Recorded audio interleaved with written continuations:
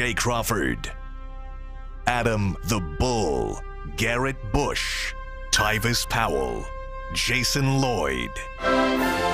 Plus, ba-da-da-da-da, you're loving him, Mikey McNuggets. And so many big names, it would take me hours to say all of their names. The ultimate Cleveland sports show starts now. Booyah!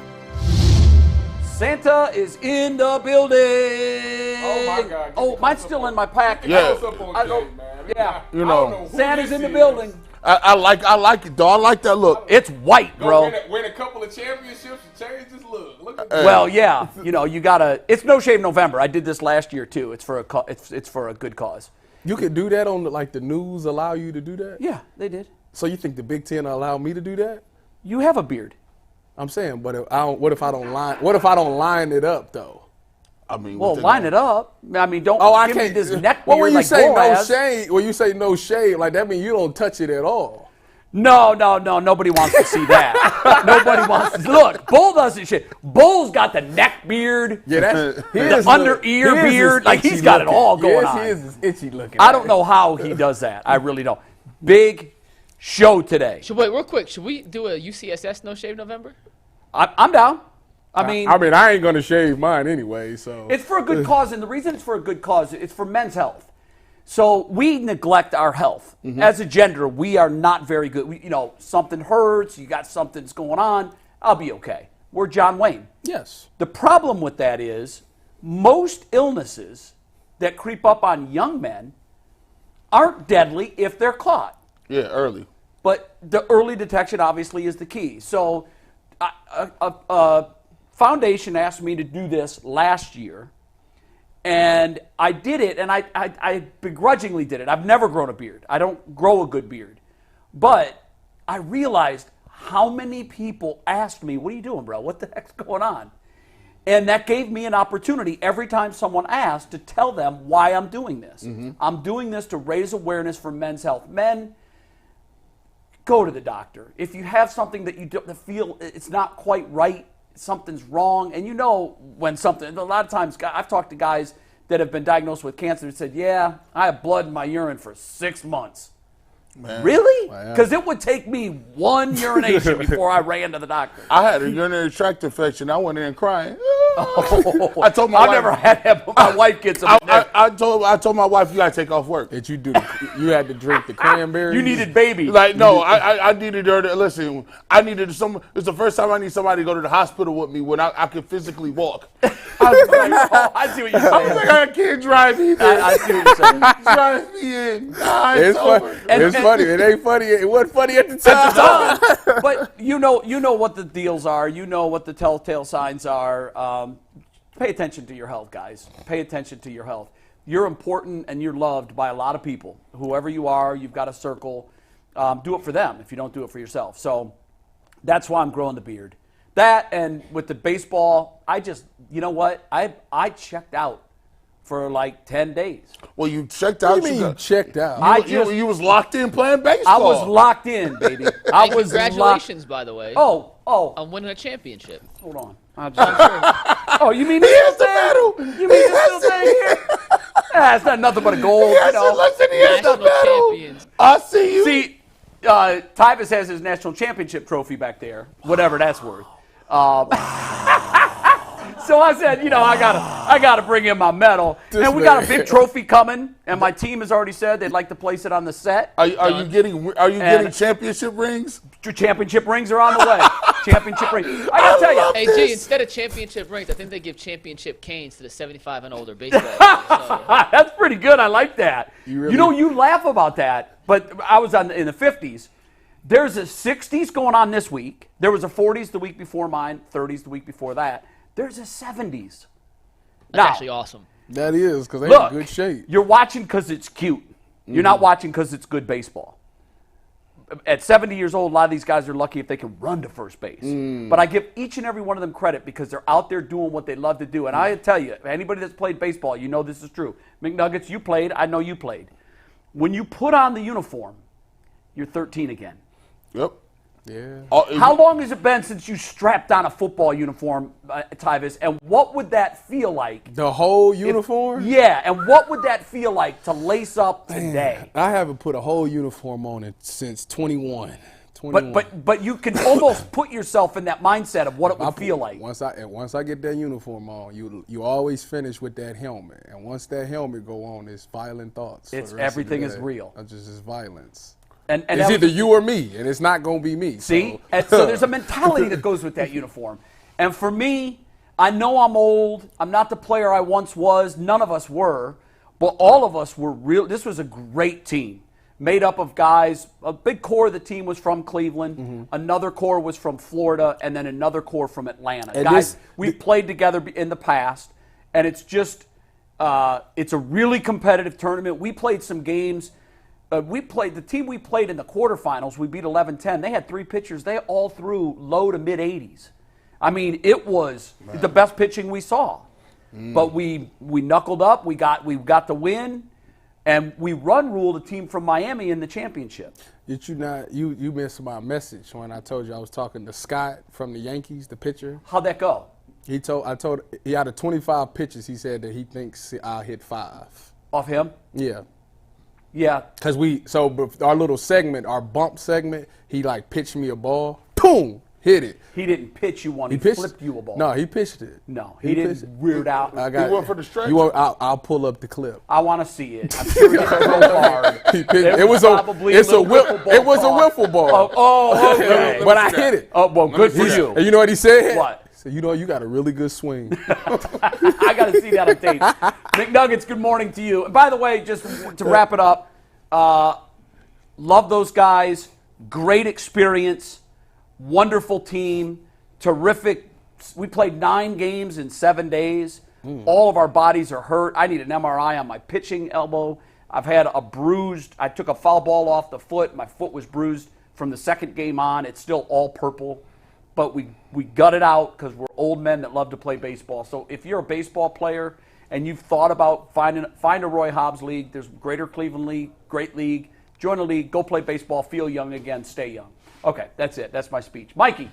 What's up, guys? We're going to talk to Deshaun Watson, some offensive line, and Mary Kay Cabot here in a sec. But before we do that, and before we get into our first topic of the day, I need to remind everyone out there that FanDuel is America's #1 sportsbook, and it is unquestionably the sportsbook you should be using if you want to make some money. Because right now, new customers get $150 in bonus bets with any winning $5 moneyline bet. That's $150 if your team wins. So if you've been thinking about joining FanDuel, there's no better time to get in on the action than right now. The app is easy to use with a wide range of betting options, including spreads, player props, over-unders, and much, much more. So visit FanDuel.com/UCSS to kick off the NFL season. FanDuel, an official partner of the NFL, an official partner of the Ultimate Cleveland Sports Show.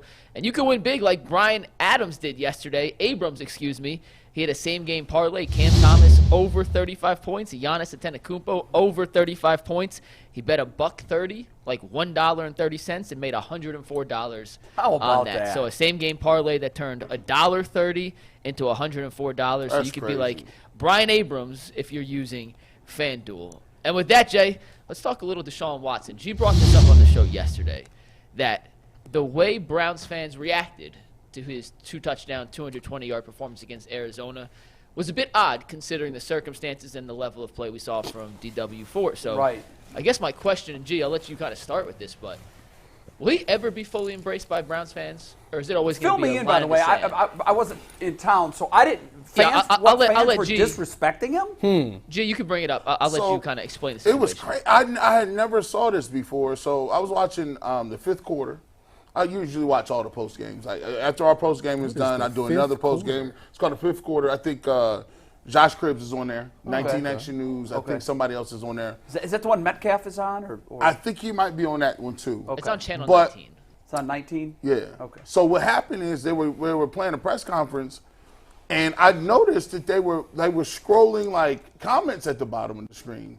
Yeah. I had never saw that before. Like from like Twitter or whatever. I usually see that on Facebook. We used to do that for a little while on First Take. Right. And so the comments, I'm watching it, and I'm noticing like the 20 minutes, I'm like, they're like, Deshaun Watson's a bomb. Deshaun Watson's still hurt. He's garbage. This is a travesty. And I was sitting there looking like, hold on, maybe it's the wrong. Did I see the wrong game? They did win 27-0. He was a little shaky in the first half, but He made some throws in the second half. he made some throws in the second half that was bona fide throws. I go on to Twitter. I look at Twitter. Timelines is crazy. I was like, did he make it through the game? Now, his QBR, I'm just noticing that. I didn't see that until just now. At 41.7 or whatever it was, that is a little concerning. Yeah, that's low. That's low. I mean, they scored like his rating. His rating was like 107 something. But hell, he completed over 60% of his passes. 107. I thought his rating on ESPN had him at 107.5 was his rating. Now I don't know. Like, so my thought process was, yeah, he didn't play like lights out. Like, it wasn't like he was in mid career form or something. But a lot of the comments, man, was very.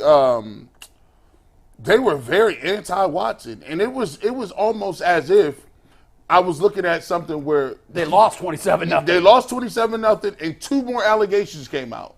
That's Right. that's how I was like, dang this.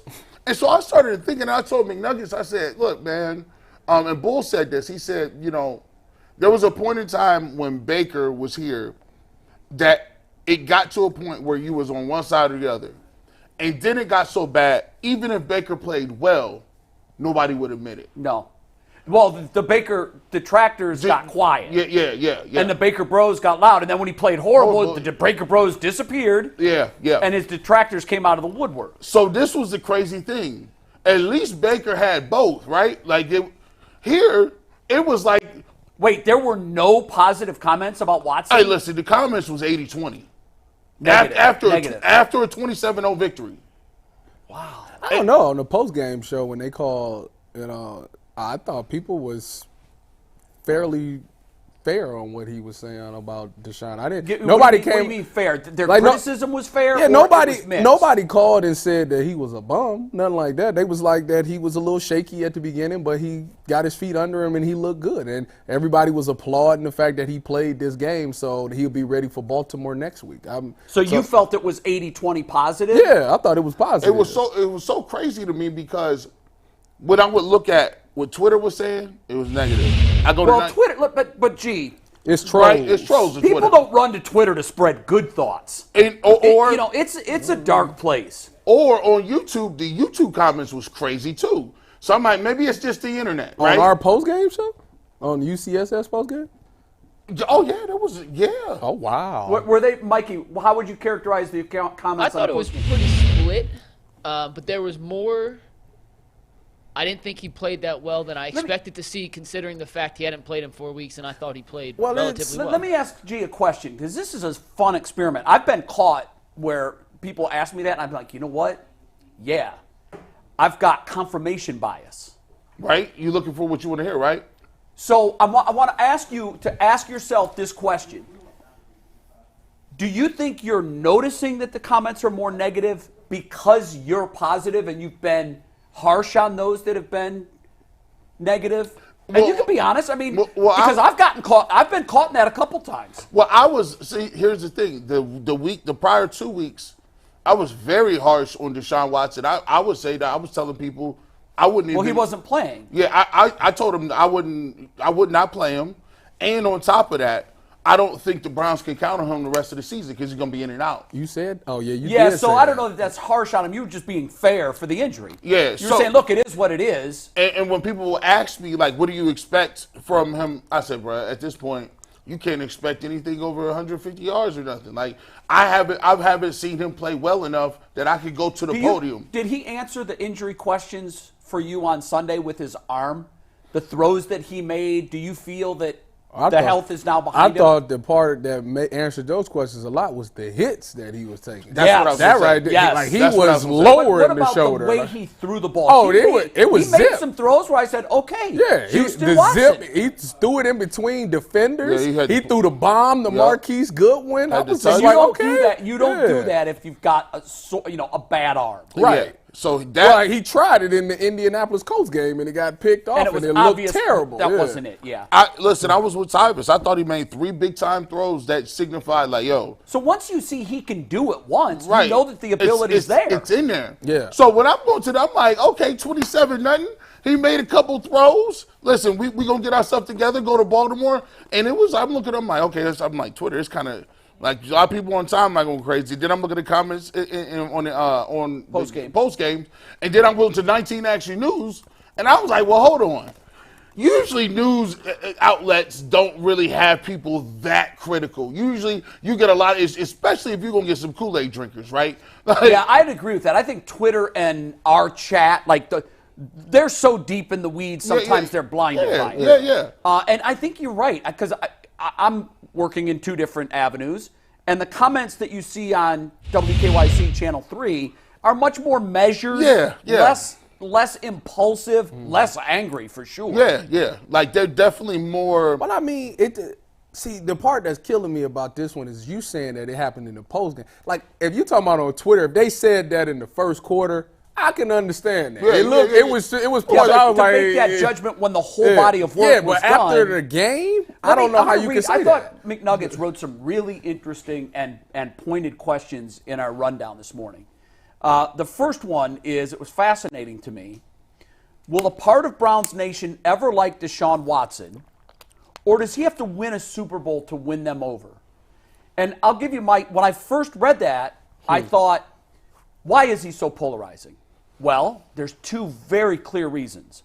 One, a guy that this fan base rallied around because he ended the drought and won a playoff game, was moved out so he could come in. So automatically you've got all the Baker bros that are saying, wait a minute, this guy just did it a year ago. Now you're jettisoning him, and you're giving up 3 first-round draft picks and $230 guaranteed. So that part of the fan base, no. Yeah. Then you throw on the allegations, and then you had people that may not have been Baker bros, but they just didn't like the looks of going out and giving that much money to someone that had big legal proceedings hanging over him. Right. So the group got bigger. Then you had the fact that, let's face it, his first 10 games have been very unremarkable. Yes. In fact, if they were noteworthy for anything at all, they've been noteworthy for subpar play. Yep. So then there's that. So the group now of detractors is getting even bigger. Then you throw the fact on that, and this is when I read the question, I thought, well, I don't care if his name is Deshaun Watson or Tom Brady. I don't care who it was.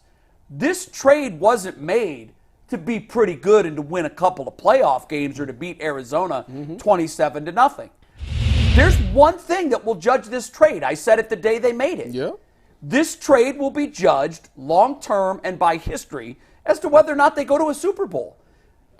And some would say they have to win a Super Bowl. I'm of the ilk that if he takes us to a Super Bowl, nobody else has done it, I'm good. I'm good. And think about it like this.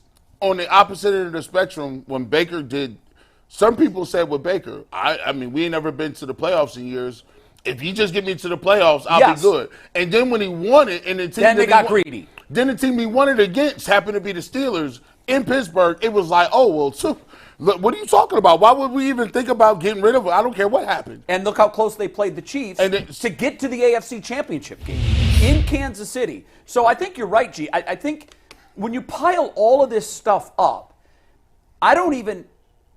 for me, the Arizona game he played fine. Yeah. The defense was the star of the show. Remember, he wasn't the star. He wasn't the reason they won. Yeah. That was the defense. Well, they could have had 3 points and they would have won. And even the Tennessee game, which was the other game in which he played better than mid. The defense played great. And I think what we're looking for, it's very simple. It's Sunday. Yeah. He was brought here For Sunday. to go to Baltimore and to beat the Ravens. That's why he's here. The Ravens are the class of the division. And he's already beaten Cincinnati, feather and cap. All this other stuff, it's nice. You got to accumulate wins to get to where you want to go.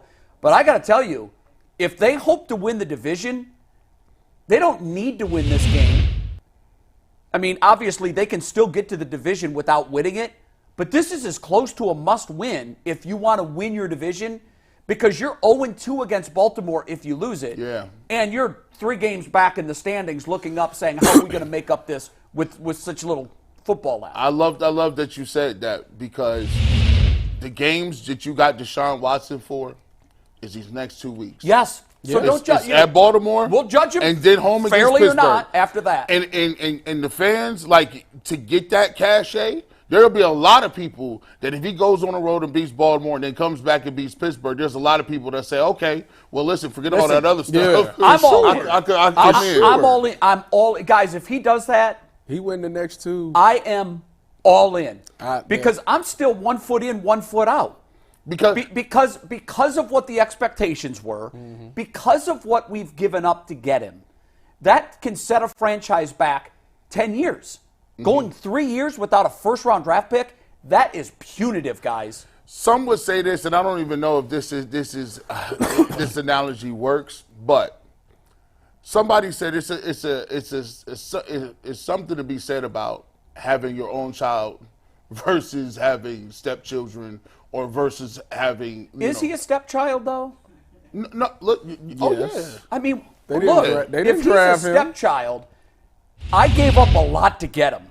And every man or woman that marries somebody and wants to indoctrinate that person into their family gives up a lot. Now imagine giving up $230 million in 3-round draft picks to get a kid. That's a lot. Or you marry somebody and you move from an apartment to a brand new house that you built because the family's bigger now. Yeah. You invested in a house. You Yeah. invested. You putting money away for this kid to go to college. I think there's a big difference in saying that because the analogy goes, when you draft somebody, that's your kid. It's you. You made that decision. Well, I look at him as mine. I didn't draft him, but I gave up a ton to get him, so I really love him. So you claiming him on the taxes? Oh, he's on my report. He's on my 1040. He is part of the family. I mean, I've never looked. I know you've said that a number of times. If you're wearing that, that's how I feel. You're That's how in I the family, feel, yeah. and you are good. But some Browns, But you do have to keep your standing. But some Browns, here's the reason. Say, for instance, I believe Baker Mayfield, check my numbers, 59 games, total games he played here. Correct. I don't know. It's in the 50s. We go through stuff with Baker because we drafted him. You get more leash.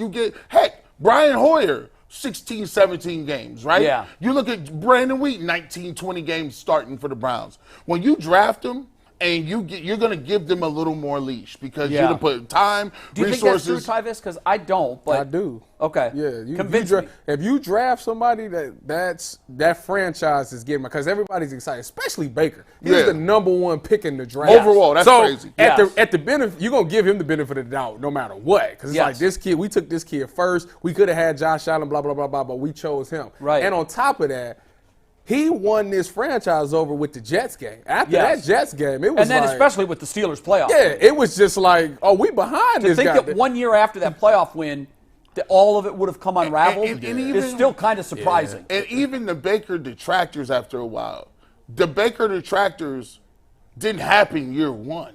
The Baker detractors came back. No. Everybody was in on him. It wasn't like there was even split. Or they just they had to be quiet. Right. So they're the silent minority because the proof is in the pudding. He's winning games. He's turned the franchise around. Now, once things went south, they came out like cockroaches when you turn off the light. Yeah. They were everywhere. And a lot of it, if Baker didn't have at the time the attitude that he had, those people couldn't even got the light of day either. Because a lot of it they jumped on was the way he said it. Yeah, or the way he right. carried himself. And so when you have those little things, people can pounce on you. Do you think that because he came on the heels of Baker, Yes. that made it worse? Oh yeah. Yes. Because when I listed my things, that was the first thing I listed. Yeah. He was replacing a polarizing guy who had turned the franchise around, right? Yeah. You can't deny that they won the playoff game at Pittsburgh. They played Kansas City well, and then it just all went so south so fast. I don't think the people there were a lot of fans that weren't ready to give up on him. They weren't ready to move on. And Cleveland, that's a pattern. Like when LeBron came back and you went to 4 straight finals, what did we say after a while? Cavs are so good, we ain't watching no regular season Right, it game. doesn't matter. All I'm watching Wake is me up in June. Christmas Day. I want to see if you play the Warriors good. Other than that, we don't care. And so now it's very fascinating that we have the same kind of thing happening with the new startup Cavs, with the younger kids. And I'm like, wow, They only like 3 years into they like, trying to build this thing up. And we still telling them regular season don't count. Now we already done that. Think about the Indians and the Guardians. Guardians or Indians sold out everything. Everyone 94, 95, those people left. And people were like, I only remember the old Indians. I don't know about the Guardians. That's the way it happens in Cleveland. When you come after a legend, ask Jed Wills how hard that is. Yeah. No, you're absolutely right. In fact, speaking of Jed Wills, we're going to talk about him in a second. I think to put a bow on this, because Mike asked another question, and the question was, can a great game against Baltimore swing some people in his direction? Yes. Or is it a lost cause without legit playoff success? I think one has to happen before the other. Yes. You have to win games like this. You have to. They better. Because you're never going to win them over. If you go to Baltimore and you lose to Baltimore and you keep losing to Baltimore and Pittsburgh, Well, I think- they figured out Cincinnati. To me- But you can't keep losing to Baltimore and Pittsburgh in this town and win it over. You can't do it. The worst thing that's happened for Deshaun, but the best thing that happened for Cleveland, was that they won against the 49ers without Deshaun. Why do I say that? Because the first game against Baltimore, with the situation that they put DTR, it was just horrible. To the point where it was like, Yeah. it made Deshaun look like, hey, if we ain't got Deshaun, we don't got a chance. It did. Then they go to San Francisco and they beat San Francisco without Deshaun. Right. So now everybody's like, oh, this team is really good. Like, they Yeah. still got pieces. Now imagine if the quarterback is there. Right. So now he's So going to all be. eyes are on Baltimore. The defense just played flawless. Now, look, this And Baltimore- Deshaun played well in the second half. So this game, Yeah. there's absolutely no excuse. Their right. shoulder thing, they're not hearing it. Defense, y'all look good. If y'all can't beat Baltimore, then it is what it is. Baltimore just better than y'all, and we just not there yet. That's basically what y'all set the table for Yeah, next week. and when you say not there yet, I can't imagine that the defense can play any better than it has. Yeah, they can. I mean, when you look at, in terms of net yards, the top 4 performances this year, the top 3 are Browns. It's unbelievable what this defense is doing. It cannot be wasted. You can't kick that can down the road and say, well, hopefully next year we'll get a wide receiver and we'll have a healthy running back. You can't do that. We've got to strike now. We've got the quarterback and we've got the defense, and those are the 2 components you need. And you even got a special teams returner who looks pretty darn good. Where'd he come from, guys? Baltimore. We'll take him. Baltimore. Wow. Yeah. He looked pretty All right, good. you know what we need? You know what? As a special teams unit, y'all need to block just a tad bit harder. You got a guy like that that's dynamic like that, you need to block and hold that block for just a tad bit strain, because that dude could get it to the house. Wouldn't he easily. love to take one to the house against his old team? Man. He going to be extra juice for that. Let's see it. And before Let's we see go it. to Big Nuggets, y'all out of pocket too, man. Y'all could have let that DPJ 11 breathe for a couple Man, minutes. they didn't They even. ripped that He to- wasn't gone for 72 hours. Hey, let me get that And real quick. he already, but I was like, man, they ruthless out there on the number side. Trying to make his you pay. number's still probably in the stores. Like, And it took man. how many punt returns before we forgot about him? Shit. Y'all dirty. Don't All let right, Big Cedric Nuggets. Tillman touch that paint. They ain't even gonna remember Donovan Peoples-Jones' name. That's a shame too. Well, now he's in Michigan where he belongs. We got to talk a little bit about the offensive line and how the Browns are going to figure out the loss of Jed Wills for the next few weeks. But first, America's #1 sportsbook is FanDuel. It is unquestionably FanDuel. And if you're not using FanDuel for all your sports gambling needs, you are using the wrong sportsbook. Right now, new customers get $150 in bonus bets with any winning $5 moneyline bet. That's $150 if your team wins. So if you're thinking about joining FanDuel, there's no better time than right now to get in on all the action. The app is easy to use with a wide range of betting options, including spreads, player props, over-unders, and much, much more. So visit FanDuel.com/UCSS to kick off the NFL season. FanDuel, an official partner of the NFL and an official partner of the Ultimate Cleveland Sports Show. Guys, Kevin Stefanski said yesterday Jed Wills will be out 4 to 6 weeks with a MCL injury, but he is not done for the season with Baltimore and Pittsburgh and some other tough pass rushes coming up. Did I miss? I thought I saw reports that he was out for the year. Cool. Stefanski said yesterday it's an MCL, Jed only out Wills. 4 to 6 weeks. On Sunday, when I was coming back into society, I didn't hear it. I thought somebody said that Jed Wills was out for the year. I can't remember now who or where I saw that. Who are Well, you, Kevin Aaron Stefanski Rodgers? said yesterday it's only 4 to 6 weeks. I'm so just saying. Yeah, I was in my cave. I don't know. Okay, listen, that's good. It's good news. So That- my that- question is, for the next 4 to 6 weeks, how do the Browns have to shuffle, if anything, their offensive line to keep Deshaun upright. First of all, it's amazing that this is where we are because you would have said this 4 weeks ago. You're right. We would have been like, oh, easily. I could go out there and do it better than that.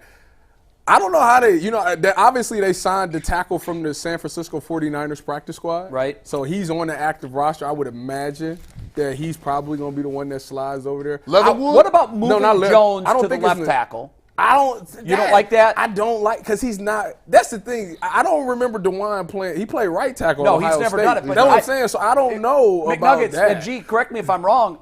I don't think Wills was a left was tackle in college. a right tackle at Alabama. He was a right tackle. But he had a whole off season and stuff to do that. Like mid-season. Listen, because this the thing when ain't Mary Kay on today? She is. Mary Kay's coming up in a little while. So when she come on, I swear she said that they tried it.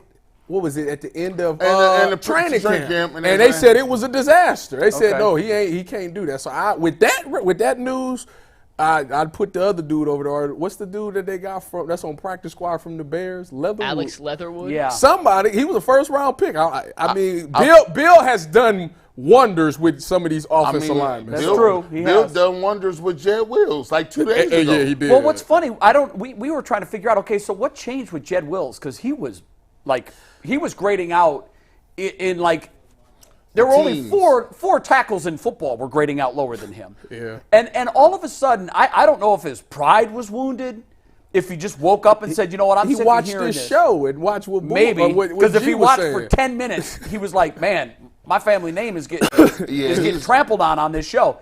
I don't know if that's what it was. You know that sometimes the pride thing can kick in and say, you know what, I'm done. I clearly haven't worked hard enough. I've got to work harder. I've got to watch more tape. I don't know what he did, but somehow he found a switch and he became less noticeable. Yes. He just was, hey, we used to watch and say, oh my God, the last 2 sacks were on him. Yeah. Holding penalty was on him. Yeah. But we haven't watched the last month that way. So, this is the thing. So, to be fair, because this is one thing that we never take into consideration. We don't know what's going on in his life. No, first we don't. of all. So that's one thing. If you got some personal stuff going on, that can ultimately. Do you affect say that because you've heard something? No, or you're just saying no. that? I'm just saying that. Yeah, no. I don't know. I don't know the guy. That's true. But what I'm saying is, personally, it could have some stuff that's going on. On the other hand, listen, Bill probably like, you know what? Y'all go to the locker room and get dressed. Jed, sit right there. Let me talk to you for a second. And he goes, this is for the last couple of weeks. This has been your grade. Now listen, I've been putting my faith in you. I've been going and taking bullets for you for many years. At some point, if you care about me, because I care about you, you need to step it up. This team needs you. You know, you're supposed to be all in. We went to Greenbrier. We done went to vacations. We done been kicking it. These is the guys that you call your family, your brothers. And you are letting your family down. Wow, so miserably. come to Jesus speech. Yeah, like miserably. Dang. And the only way that this season, if you think we're going to the Super Bowl or anything, the only way we're going to get there is if you start to play better. And if I hear that as a football player, first of all, I'm crushed. Because I would feel, I mean, that's my life. Like, I don't want to be the reason why we're not winning games. Right. So if somebody said that to him, and maybe it did, maybe it didn't. I'm just guessing here. I think that will ultimately lead to, all right, I got to do more. Like, what I need to do. Bill, we need to stay after practice. I got to do some more kick slides. Miles, I know you busy and I know you got things going on, but after practice, can you give me like 5 or 6 pass rushes? I just want to make sure that I'm clean for the game. Like, people are looking to do that because why? This team ultimately wants to see themselves make it to the highest level. And I'm sure if Jed asks Miles to do that, or Zadarius or anybody, knowing what they've seen on Sundays, they don't mind spending the extra time helping you out to get you better for Sundays, because you're not going to see anybody better than your own D-line. G, Tyvis said something there that really made your wheels turn. What was it? Man, first of all, listen, I don't like this. First of all, Tyvis, when you start scheming like that, when did you start? When did you get the storytelling badge? Tyvis is over here weaving narratives. That was kind of fire. I'm trying to help out. I was fire. I'm trying to help out. We don't know. That was fire. We don't know. I felt like I was in the room when Jed Wills got that told to him by Callahan, and we didn't even And you know. just made it up. Well, And I'm like, that's fire. Well, they do say that I have a way with words. These guys, you can tell he on TV now. This dude, he done went up 3 ticks in storytelling. His storytelling and his presence and his crowd control is going up as we speak. I don't like that. I got to do something about this. That story, I was like, is this me talking? This is G, me talking. G was like, he must have heard something. What the he heard that? That's why I asked you, because you had such I specificity. said, dang. I'm just saying. That was fire. Would that not change your know what? perspective? That was fire. He's Yeah, bugged, that would. He's bugged All right, Berea. then. He's bugged Berea. No, I have not. But You done talked to some. You got sources now? I Well, got some. Ty, if you got sources, You got sources? What's the Because Browns plan that sound way without too Jed clean. Wills? I'm just saying. I'm like, listen. I'm playing the guessing game here. Okay. I like to look at it from different. Something angles. happened. What else? Explain it. What do you think? When he said your brothers, these is your brothers, and you letting the family down, I was like, you're right. That's big stuff. You're right. I felt like I was Jed Wills. You're right, coach. I'm going to do better. But anyway, no, that was fire. Jed, I think, and my mom even told me, this is true story facts. My mom said, listen, she be watching the show every single day. She called me one day. She's like, man, you doing too much. I said, what you mean? She said, you can be critical, but you can't be on somebody every other day like that. You gotta. Oh, she thought you were being overly critical? Yeah, you doing too much. As he see, she said, when he do something good, you got to point that out too. And I was like, am I being too negative? And I had to go back to the tape, and it was correct, because not the fact that he didn't mess up on those places, he did. But if you mention the 3 plays he messed up on, but don't say nothing about the 5 that you thought was decent, Yeah, you're being one-sided. You being like, so I was Yeah. like, you know what, Mom? She's my PR person as well as my lawyer. So you know, she do the same. Jay, real quick. So how, if you were to solve this situation without Jed Wills for the next 4 weeks, do you move someone over, or how do you approach Well, that? my instinct would have said, I think Jones is built like a left tackle. Now, I didn't hear Mary Kay's report that mentioned they moved him there in practice and it was a disaster. Yeah, it wasn't good. I didn't have that information. My fix is I want Jones, to me, looks like a stalwart left tackle for 15 years. Oh, yeah. His Go Bucks. footwork is excellent. His body, it's incredible how massive this dude is. So to me, I thought, let's do it. I mean, Jed Wills was a right tackle at Alabama.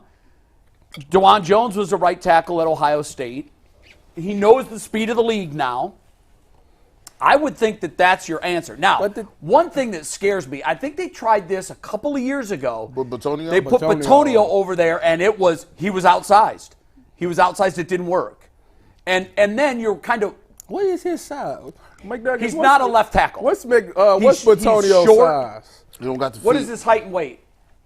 According to ESPN.com, Joel Bitonio is listed at 6'4", 320. Oh, that's what Jed Wills is, isn't it? Hey, to me, I think Jed Wills to me, 6'4", you don't 3-something. never. I just think that Bitonio, when you look at him, he looks like a great guard. He's a great Listen, guard. And I don't tell want to you- weaken 2 positions. Well, I tell you what, last week against the Cardinals, if Jones would have went out and Jed was out, Yeah. Batonio was sliding the left because there Well, was no he other. would have had to. There was no other tackle. No, you're right. He would have had to. All right, we're going to move on. We're going to talk about McNuggets. I want you to set this up. Yeah, let me set this up here. Because I don't really have all the information on it. I just know that the Njoku brothers are going to join us now, and we're going to talk about football, but we're also going to talk about a business venture that they're part of, right? Njoku Strong. Yeah, and Anthony's going to get our guy Innocent in here as we welcome David Innocent on here in a sec. But on Fridays, as you guys know, from 12:30 to 1 o'clock, we are on WKYC. Upstairs on the big screen for 30 minutes of brand new Browns content previewing the Ravens this week, but it doesn't matter who they're playing. We are talking 30 minutes of brand new Browns coverage you can't find anywhere else except WKYC. We are not just a YouTube show. We're a TV show as well, guys, and it is pretty damn cool. And if you're not already a member of the Ultimate Cleveland Sports Show, I got to ask, what are you waiting for? We have 2 membership tiers. We have a starters tier and a coaches tier. It gets you that exclusive overtime perks that is extra content every day of the week that you cannot find anywhere else, and it is a lot of fun, including some chaotic overtime moments we've had throughout the year, I would say. Everything from Tyvus crying to us laughing to me and Bo arm wrestling. You can only find that on overtime. And with that, let's welcome in Innocent Njoku, brother of David Njoku. David's going to join us here in a second. And Innocent has just launched Njoku Strong, which is a EMS bodysuit that me and Tyrus are going to try out later today. Really? That promises That's crazy. 90-minute workout, or 90-minute results in a 20-minute workout? Oh, I need one. That's your man right here. First of all, welcome to the Ultimate Cleveland Sports Show. It's great to have you in. Appreciate y'all.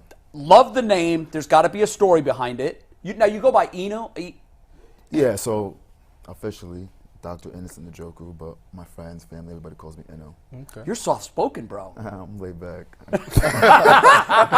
He's a doctor. But you been here, doctor, with beautiful dreadlocks. What are you talking about? I know. Well, I expected him to come in and, No, but yeah, I'm way too pretty. for okay, that. so so you go by Eno. Yeah. Enu. Yeah. Eno. Eno. The first 4 letters of Eno. Innocent. Yeah, Okay, Eno. Innocent. Love the name. Eno. As a kid, you're like, I didn't do it. I'm innocent. Literally. I could tell you jokes for days. So I bet. my favorite one has to be, this was probably college, junior year. I was late for class. I was taking organic chemistry. I get pulled over because I'm doing 90 in our 60 zone, right? Oh, no. Oh my goodness. Yeah. You about to go to jail. I thought I was terrified. Try to keep us, straight and narrow. Cop comes up and he's like, you know why I pulled you over? I was like, I'm so sorry, I'm late for class. I'm just trying to get there in time. He's like, all right, well, let me see your driver's license. What's your name, registration, all that. I'm like, I'm innocent, And he's standing there looking at me. I'm looking at him. He's looking at me. He's like, I asked you what your name was. And I'm like, I'm innocent. I'm actually innocent. That is show him my unbelievable. driver's license. He's like, oh, your name is actually innocent. Yeah, At that point, Please tell me he let you go. he let me go. That's a great story. Great story. Okay, now you obviously hit the brain jackpot. I just saw your. Yeah, I was like, My goodness. And I know that the whole family is super accomplished, very intelligent. Tell us what Njoku Strong is and how I can get a 90-minute benefit out of a 20-minute workout. I'm all ears. Yeah. So Njoku Strong is a fitness company, fitness program, but it sort of evolved to be more than just fitness. I decided to go with that brand, Njoku Strong, to represent strength from all aspects of life. Physical, emotional, mental, because we all got a story. You know what I mean? Mm-hmm. But from a fitness standpoint, we took a concept that's been around for about 30 years. That concept is electrical muscle stimulation. Mm-hmm. I'm fairly certain back in the day when LeBron was playing for the Cavs, he used to use this form of technology quite often. But back then, it was so basic and rudimentary. Essentially what they normally would have you do is get on a stationary bike and pedal, and then they connect these electrodes on you, covering majority of your body's musculature. And while you're pedaling, while you're burning calories in your own right, the device is emitting low frequency electricity to stimulate your muscles to contract. Head to toe? For the most part, it covers I would say 80 to 90% of the total this body takes musculature. I used to see the ads in the magazine, With the like abs? Sports Illustrated, the ab belt, and I used to say, there's no way that's working. And they'd always have like a guy who's like 400 pounds before, and then after they show up with a six-pack, and I'm like, that's just not, that's fake. I had that, dog. I bought it in college. I was getting ready to go to spring break. He was trying to take his shirt off. A six-pack for the ladies. I was like, I'm going to get this. How much you pay for it? Man, at the time, it's like $350. Did it work? No, not at all. All it did I is would've feel got- like I had cramps. Like, You got your 350. We've all used stim for injuries. Still. And it has absolute benefits. I've Yeah. used it my entire life, and it 1,000% works. Yeah. I'm guessing it's a similar Similar type system. Similar concept. So with what you're describing, the TENS unit, Right. it's typically used for chronic pain, and similar mechanism, low frequency electricity. It sort of interferes with the nerve action potentials. Basically the mechanism responsible for conducting pain from a source to the brain to register. So it's as not pain. fixing the pain; it's just It's tricking the brain. masking the pain more or less. Oh, It's, okay. So EMS is similar, but the difference is it uses a bit more of a stimulation to really engage your More deep- power. Yeah, exactly, to really engage that deep musculature. And the beauty about all this, and again, this has been well studied, it's been around for 30 years, well published. The beauty about this is that you can elevate, amplify, almost enhance your workout for a fraction of time. You get maximum results for a fraction of time. So, over the last couple of years, working with my brothers, and David obviously is one of them, but I also have 2 younger brothers who are aspiring athletes, aspiring entertainers. They both live in Miami. One, Evidence Njoku, is training for the WWE. And the baby of the family, the last one, Charles, is an aspiring actor model. Wow. So they're doing their thing too. But collectively, we've gone through things. We've seen things in life.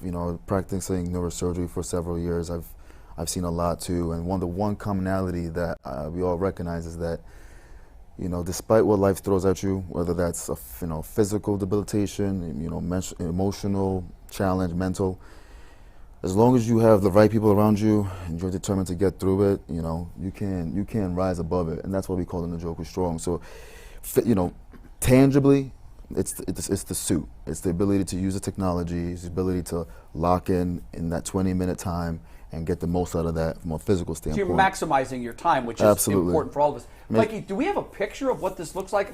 I'm very curious to see. Well, you're going to see it because me and Mike, he's doing it after I'm the getting show. Tyvis in that Where are show. you doing this? Crazy. We're based right now over at Ascend Fitness and Spa, which is over at the Key Tower, the Marriott adjacent to the Key Tower. But we're already thinking of the next step, trying to expand, grow. We would like to see this, all over the country. Okay, so this dude's wearing this right now, Yeah, so right? that's a good friend of mine. He's an attorney here locally in Cleveland. A really busy schedule, barely has time to leave the office. He likes to stay in shape. He's a young guy, active. And he came to me, looking to try this out. In 15 minutes, he probably burnt damn near 800, 900 calories. He was spent. I don't know if you got the clip, the volume up in this. We could play this if you can. Can we get Yeah. volume, Mikey? If you want the ball, Steve will play it to the side. Yeah, I'd like to hear it. I'd like to see as much as I can on it. This is wild. Why, you want to do it with us? No, listen. Yeah, get in I'm the suit. 58, bro. Get it. Yeah, So we have 75-year-olds. Any shortcut that I can find Absolutely. that I believe in, because I work hard. Mike will tell you. He sees me in there every day. He'd be in there with all kind of sheets on his face. He'd be having coats on. He'd be doing a lot. I work hard, but you know what? And Innocent, you've obviously studied this. The human body as it ages doesn't have the ability to repair as quickly, obviously, but also I work a lot harder now than I did at any other time except for probably when I was wrestling in high school. And with the exception of that time, you don't see the results as you age. Your testosterone level goes down. That's obviously the chemical that helps build muscle. Mm-hmm. So if there any shortcut I can get, sign me up. Yeah. I'm not kidding. I'm in. Yeah. Now I'm not going to get the belt because I look at that. I'm like, bro, that's fake news. That ain't working. But I believe that this could work. It does. So we've seen some phenomenal results, even though we've only been operational now in Cleveland for about 4 weeks. We had one guy come in, 75-year-old gentleman, retired software engineer, everything you're describing. The one thing about life is that, we only have a finite period of time to be on this earth, leave an impact, and maximize our health, wellness, all aspects, right? And so this gentleman approached us in the studio, and, he was trying to, very much what you're saying, trying to take his health fitness, journey to the next level. We got him in the suit, 15, 20 minutes, had the best workout of his life. A week later, saw immediate results, felt toned, had more energy. It's a phenomenal program, and I invite anybody who's interested to come check it out. Are you going to do it with me today? Maybe. I'll get into so. I mean, during the off season, my brothers, they be using it. I've had a couple of my. So you saying that's why David Njoku can come in with the screen mask on with no shirt and the coat and still fit that role, yeah. Bro, that was scary. Hey, that was right. The whole incident around that entire 2-day week span was very, very intense. It was scary, but thank God everything worked out okay. And then he's out there playing football 2 days later. That's that Njoku Strong mentality. And what kind? I love what that. kind of skin treatment is y'all doing? I don't see nothing. I was looking at that too. I looked at him on Sunday like. You know what? Dude, look at his genetics, okay, and look at David's and your whole family. You guys hit the genetics lottery. That's crazy. It's insane. I just want to know what skin. What kind of is that baby oil or what kind of is that oil of Olay? I don't know, bro. I can't my get this. skin. It's natural. It's incredible. And Mike, you wanted to throw something in? Yeah, well, David was gonna join Innocent today. He's getting some therapy with the Browns right now, and he popped in VMix for 1 second, and then we have just lost connection. So, Okay, so we're working on it. We're trying to get David in here as well to. Because I want to tell David to his face anything that has ever been said about him negative on this show. It wasn't me. I'm innocent. I'm innocent. Hey, listen. You tell David I had him getting 2,000 yards one year. Preseason, Yeah, you did. Let me see if I preseason, can the get my Joker phone real get quick. 2,500. I have a question about this suit. Do you have to go to the gym to use it? Yo, or can hold I on, buy hold on 1 second. D, you ready to go? Yeah, I'm on the link right now. Oh, he said he's on the link right now. Yeah, he's got to hang up FaceTime when he's on FaceTime. All right, He can't Carlos. be Okay, on so hold. Let me let you hangs go up, so we'll they can have get you in, yeah? Can I buy this suit? How much is it? Is it in production yet? Yeah, Where yeah. can And I we get have, it? can we save that for 1 second? 'Cause we do Sure. have David with us now. So Oh, let's okay. welcome on Browns tight end. He got a text, so it's going to pop back in a sec. But here he is, David Njoku, Browns tight end, making his UCSA debut. What's up, David? How y'all doing? Good? What's up, man? Is that the Maybach? I see the stars on the roof. Relax. He ain't even talking. Chill. You doing too much. What stars? I don't see any stars. I think it is. First of all, David, how are you feeling? We were just talking about your burn, and I've never seen a burn victim recover so quickly. I chalk it up to great genetics. Obviously, you guys hit the genetic lottery. How take us through this whole journey?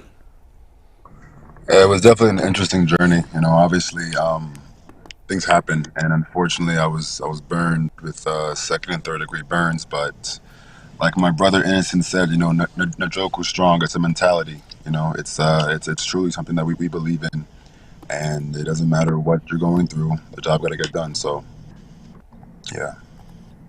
I mean, I would never tell by looking at you that you've had burns. Look, I mean, it's a little some, you know, my face, my hand, but it's, well,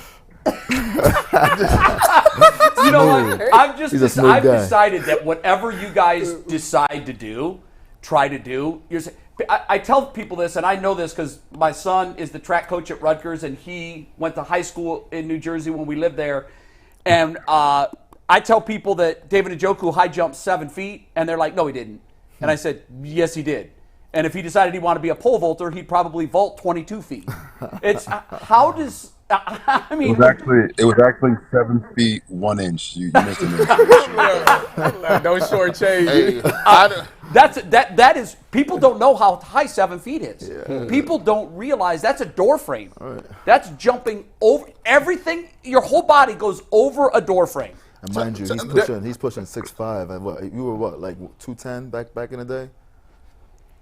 215, yeah, 220. Yeah, so that's impressive. Dave, I'm doing the workout today. What? Like, come on now. You know, I did some NFL workouts before. What am I getting myself into? Like, is this really like that difficult? I'm gonna tell you what, you've never experienced anything like this before, and it's exciting. I'm not trying to scare you. This is something that next generation. You know, this is going to be the next best thing, I believe. I've been doing this for roughly like 1 or 2 years, you know, and I think this helps tremendously, you know, and I think it's going to help people in such high value that it's going to blow up. So I'm excited for everybody else trying it for the first time. This is a really exciting experiment. I'm about to plan my comeback. There it is. There you go. There it is. Tell the Browns if they need a safety, I'm coming back. David, do you remember the one rep you won against Tyvis in 2017 at Browns OTAs? Because Tyvis certainly remembers the one rep because you cooked him. Whoa, he didn't cook me. Damn. He didn't cook me. Shots fired. So what happened was, so Dave You know, I was don't really remember off head, you know, but Ty, you know what it is. It ain't see what I'm personal, saying? you know? See what? Listen, let me hold on. Let me let you know something. I'm still in shape now. Hold on now. Listen, I'm still in shape. Right? We can line it up.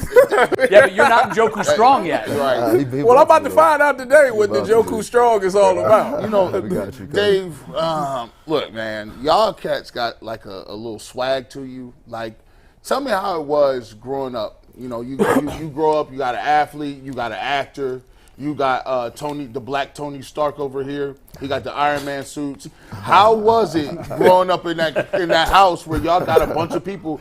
Who was the alpha dog? What was your upbringing like? You know, honestly, it was complete mayhem growing up. You know, you have 9 kids in one house, and everybody is just off the wall. You know, so it was chaos. But in the end, you know, we found our way individually and collectively, and we made it work. Hey, always lean on your family, bro. You lean on your family. If one person win, you all win. So I salute y'all. Appreciate y'all. Yeah, no, that's great. Appreciate that. David, let's talk a little bit of Browns football here. Very impressive victory on Sunday. We opened the show by, you can't please everybody. Some people were, I guess G said that there were comments about, Deshaun still didn't look like they want him to look.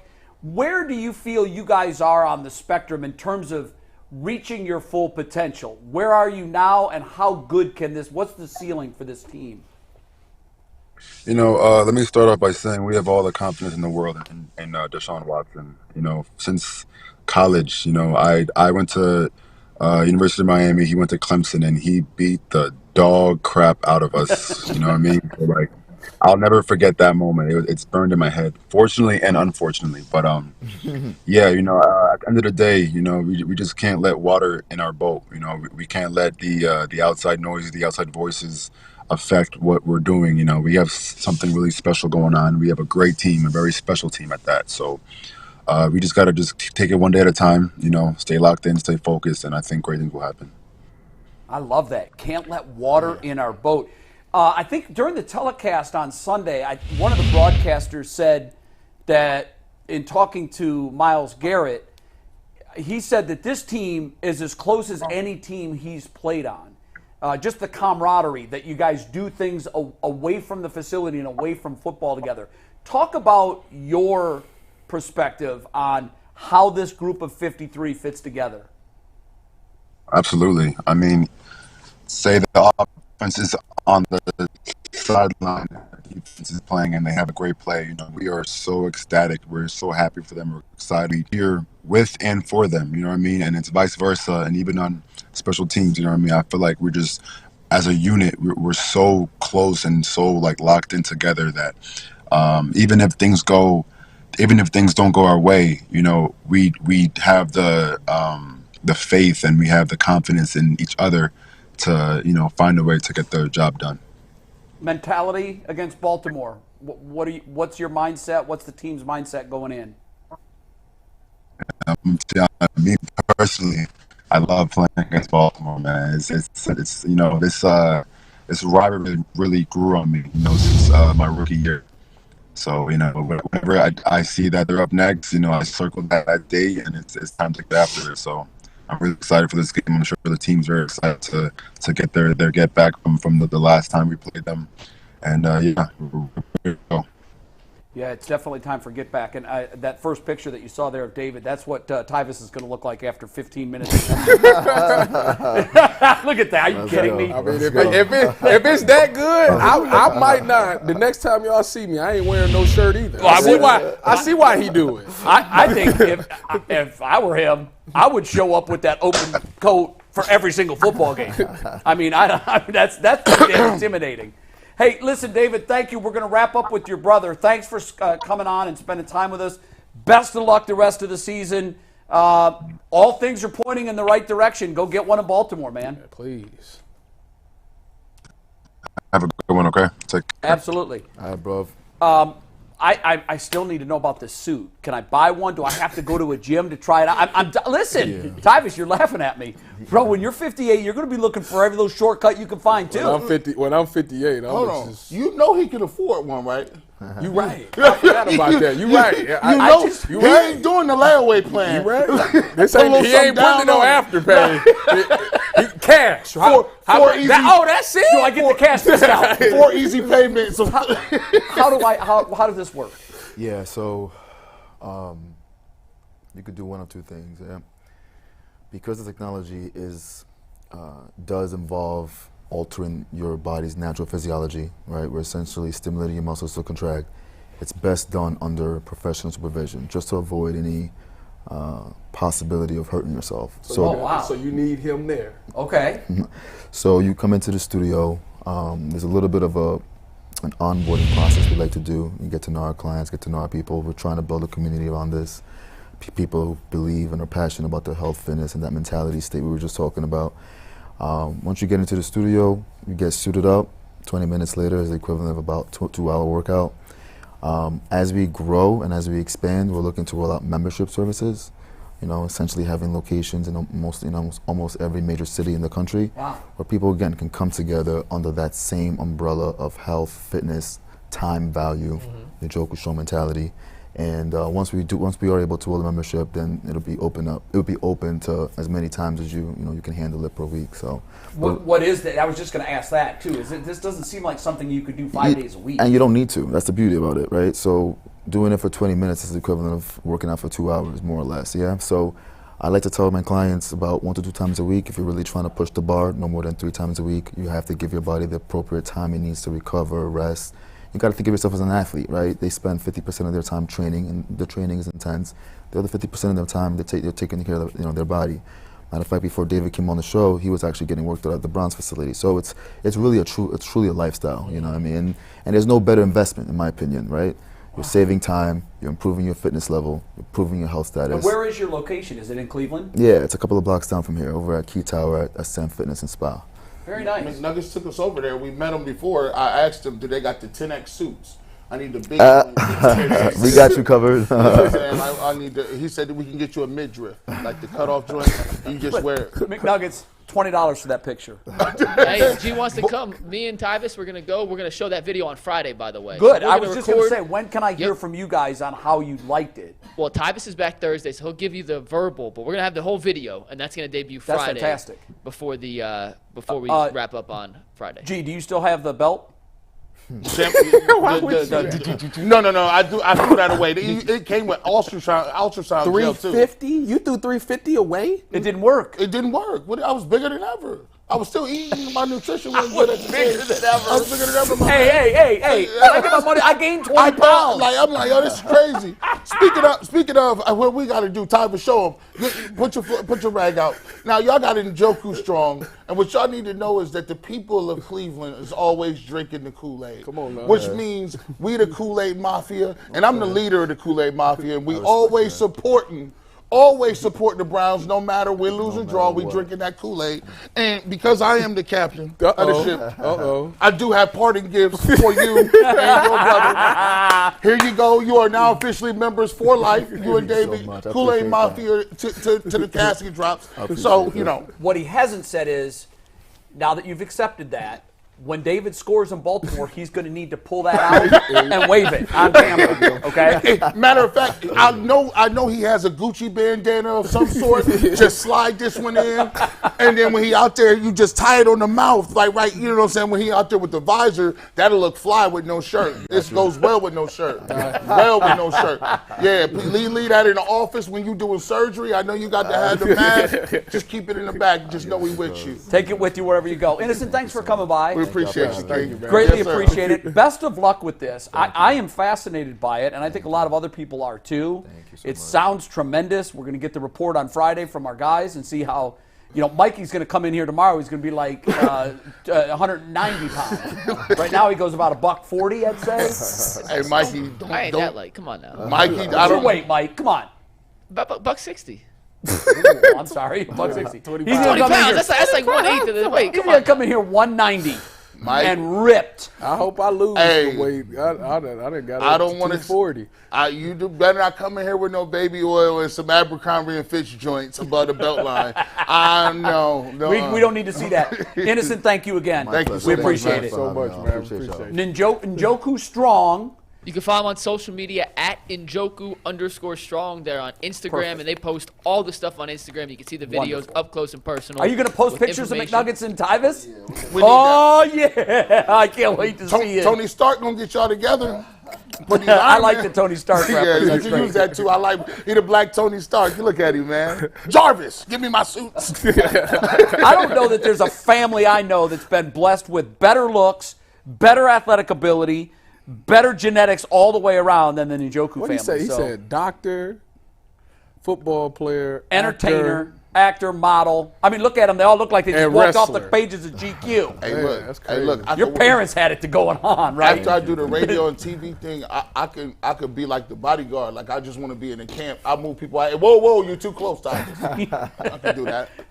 All right, thanks again. McNuggets, you got to read? What are you Yeah, where we Innocent, going? thank you so much for coming on. We will see you later this afternoon. We'll post that video on Friday. We're going to bring in Mary Kay Cabot here in 1 sec. But first, it is new, and that means it's a time to remind the good people of the world that FanDuel is America's #1 sportsbook, unquestioned, undeniably. Right now, brand new customers get $150 in bonus bets with any winning $5 moneyline bet. That's $150 if your team wins. If you've been thinking about joining FanDuel, there's no better time to get in on the action than right now. The app is so easy to use with a wide range of betting options, including spreads, player props, over-unders, and much, much more. So visit FanDuel.com/UCSS to kick off the NFL season. FanDuel, an official partner of the NFL, an official partner of the Ultimate Cleveland Sports Show. And with that,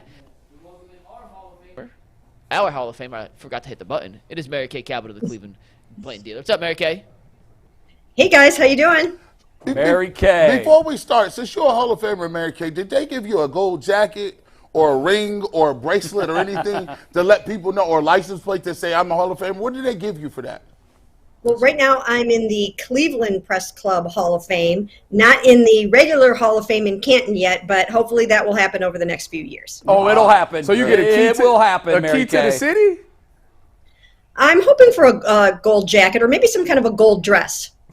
There you go. Actually, is. it'd be nice. I love it. That's awesome. We don't really, Hall of Famers don't hang out with us. You know, we're kind of lowbrow company. So whenever we have a Hall of Famer on, we're all enamored by it. So what are your thoughts as this team gets ready to turn the page to the Ravens? This, for me, you know, when the schedule comes out, there's like 5 or 6 that jump off of it. Obviously, the divisional games are there, but this year, because the Ravens have proven sort of to be the standard in the division, I think this is as big as the Niners game, probably bigger because it is divisional. What's your take on where the Browns are and how they're situated going into this? I think it is bigger than the Niners game, as you mentioned, because it is a huge AFC North battle. The Ravens are just humming along. They're playing so well this year. Lamar has taken his game to a new level under Todd Monken, so he's playing really, really well. And that defense, my goodness, they are putting the clamps on offenses. They are #1 in allowing about 13 points a game only, and they lead the NFL with 35 sacks. They're coming from everywhere. I think the Ravens are going to be playing with their hair on fire. I think the Browns are going to be so fired up for this game. It will be playoff intensity, and I think it's good for them that they kind of warmed up against the Cardinals, and they got, you know, they're feeling good about themselves as they head into this game. They shouldn't feel too good about themselves because they just beat a 1-8 team, but there still is something to be said for heading into Baltimore with a little bit of swag, feeling like you can take on the world. Mary Kay, what about the offensive line? Obviously, Jed Wills went down. What do you think the logical next move for them to take so they can be ready for Baltimore? Well, they do have some options, but I think what I would do in this situation, and I don't know, we'll know a little bit more maybe when we get out to practice tomorrow. Today, of course, is their off day. But what I would do is I would probably just plug James Hudson in there at left tackle and let the other players continue to play to their strengths. I would keep Dawand Jones where he is over there at right tackle. I would keep Joel Bitonio, who has played some left tackle, where he is at left guard. Because I'll tell you what, these Baltimore Ravens are so strong all the way across that line that it almost doesn't matter where you have your guys. I mean, you've got to be stout all the way across, and you know the guys in the middle, Roquan Smith and those guys are really, really strong as well. So this is a really, really formidable Baltimore Ravens defense. I would put James in over at left tackle and then just give him some of the help that he's probably going to need. Mary Kay, you know, me in the panel, we're talking about this a little bit earlier. And this game against Baltimore, we talked about the fan base actually getting behind Deshaun Watson and trying to silence some of the detractors that may be in the fan base. Well, if he can go into a hostile environment in Baltimore with a defense like this and play well and get a win, I think this could be a marquee signature win for Deshaun Watson that really shows the people of Cleveland what type of quarterback he is, especially given the way they're playing defensively in Baltimore. And you get a share of the AFC North lead if you do go in there and win that football game. Yeah, there's so much at stake here, but here's the thing. Here's the thing about Deshaun Watson heading into this game. I think he can't make it too big for himself. I think he's got to stay right within himself and not put too much pressure on himself in this game as though it's Super Bowl or bust if he doesn't win this game. So I think he's got to continue to build on what he did last week. It was a good confidence booster for him to see that he could let it rip a little bit, complete a 59-yarder, complete a 49-yarder. But if he puts too much pressure on and starts pressing, he's going to make mistakes, because you can't get away with those kinds of things against the Baltimore Ravens. They will make you pay. And there are other players back in this game that didn't even play in the first game, like Marlon Humphrey and Marcus Williams. So these guys are going to be, pretty strong, pretty stout. And, I think Deshaun is going to have to make sure that he stays under control and he keeps that poise. We've seen games where he's gotten flagged, and, he's got to be the leader. They have to be able to look to him and see that he is cool, calm, collected, poised, and that he just has the belief and knowledge that he can go out and beat this team in the way that he knows that he can. All of that being said, Mary Kay, we were talking about it earlier, and G had made the point that there's still a lot of criticism of Deshaun Watson. And, I went through the litany of reasons probably why. First of all, his play has not been what fans expected. He replaced a polarizing Baker Mayfield, who, say what you will, ended the drought and led the team to a playoff victory over Pittsburgh.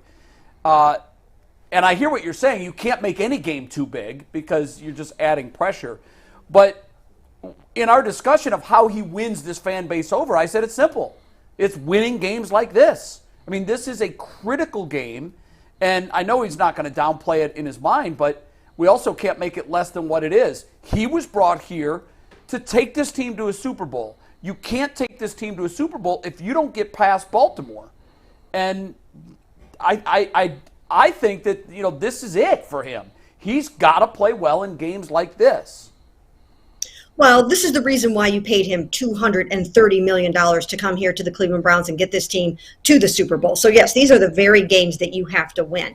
But the point that I am trying to make, and I feel very strongly about this, is the fact that Deshaun can't get outside of himself. He's got to play within himself, because that's when he will be at his best. That's when he will get in the zone. If he gets rattled like he did in Pittsburgh after that first interception and when Nick Chubb went down, if he gets rattled at all in this game, and they're going to try to rattle him, then he will not be at his best. And remember, he's only one game back from a strained rotator cuff. And, it's good for him that he got the confidence that he needed against the Cardinals. But, he's still probably a little bit shaky. And we saw that on a lot of those shorter passes. So if some of those shorter passes go like that again, because you never know how this rotator cuff is going to respond. It seemed like he could let it rip and open it up on some of the longer passes, but struggled on some of the shorter ones.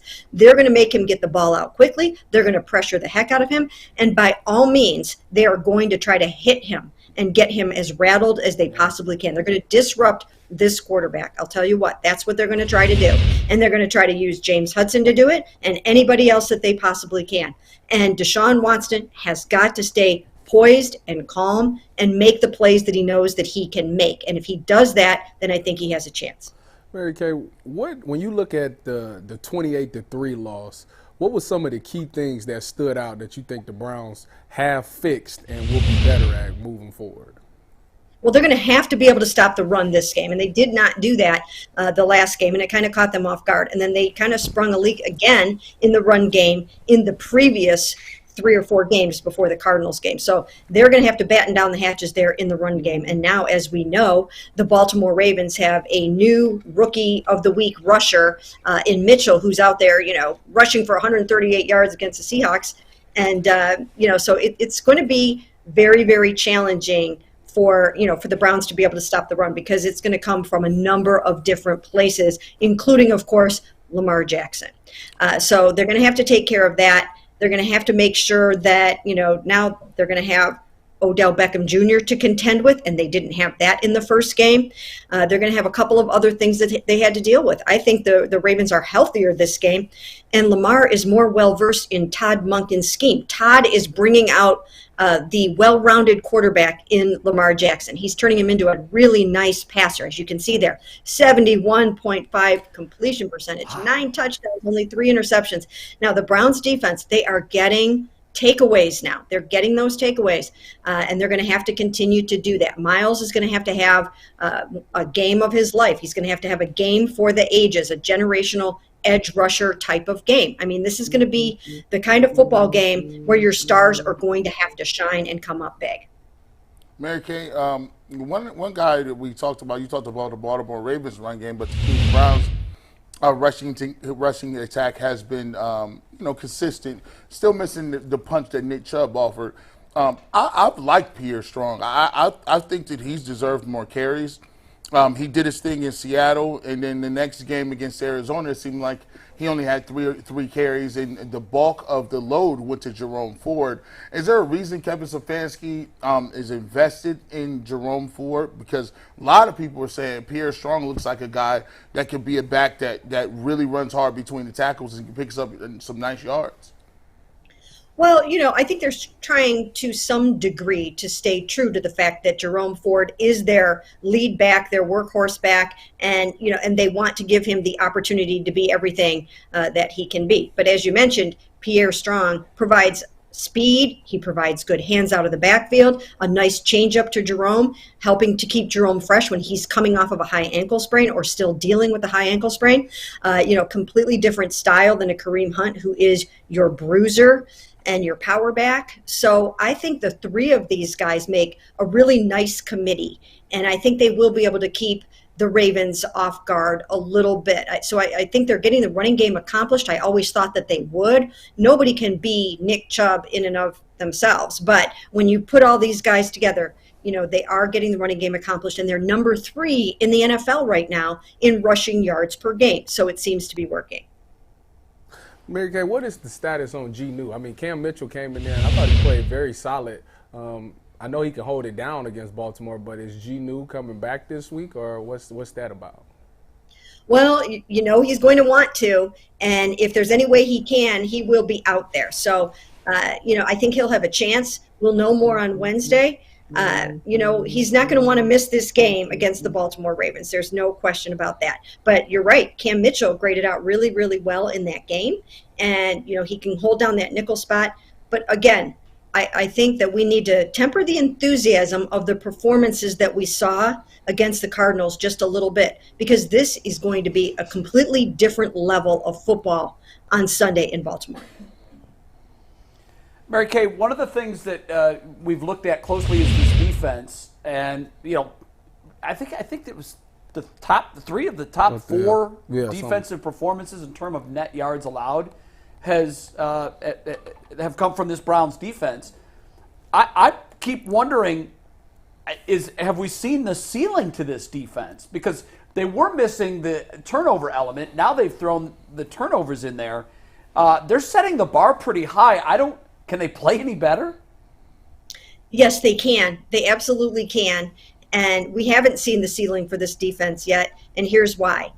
Because now other guys are starting to get involved. It's not just the Myles Garrett show, and it shouldn't be. I mean, good for him that that he has his 9.5 sacks and he's firmly in the conversation for NFL Defensive Player of the Year. But when you're a really, really good defense, you get all of these other guys involved, and you spread around all the production, and all the dogs eat, and everybody feels good about themselves. And when they know that they have a chance to go out there and light it up and tear it up, then you're going to get their best games as well. So when you start to see some of these other guys, you saw Dalvin Tomlinson get 2.5 sacks in that game. When you start to see Z get some of his production, then these guys are going to be even more motivated when they go into a football game. So that is where I think you can see that the improvement can still come, and I think it will, especially now that they're getting those takeaways.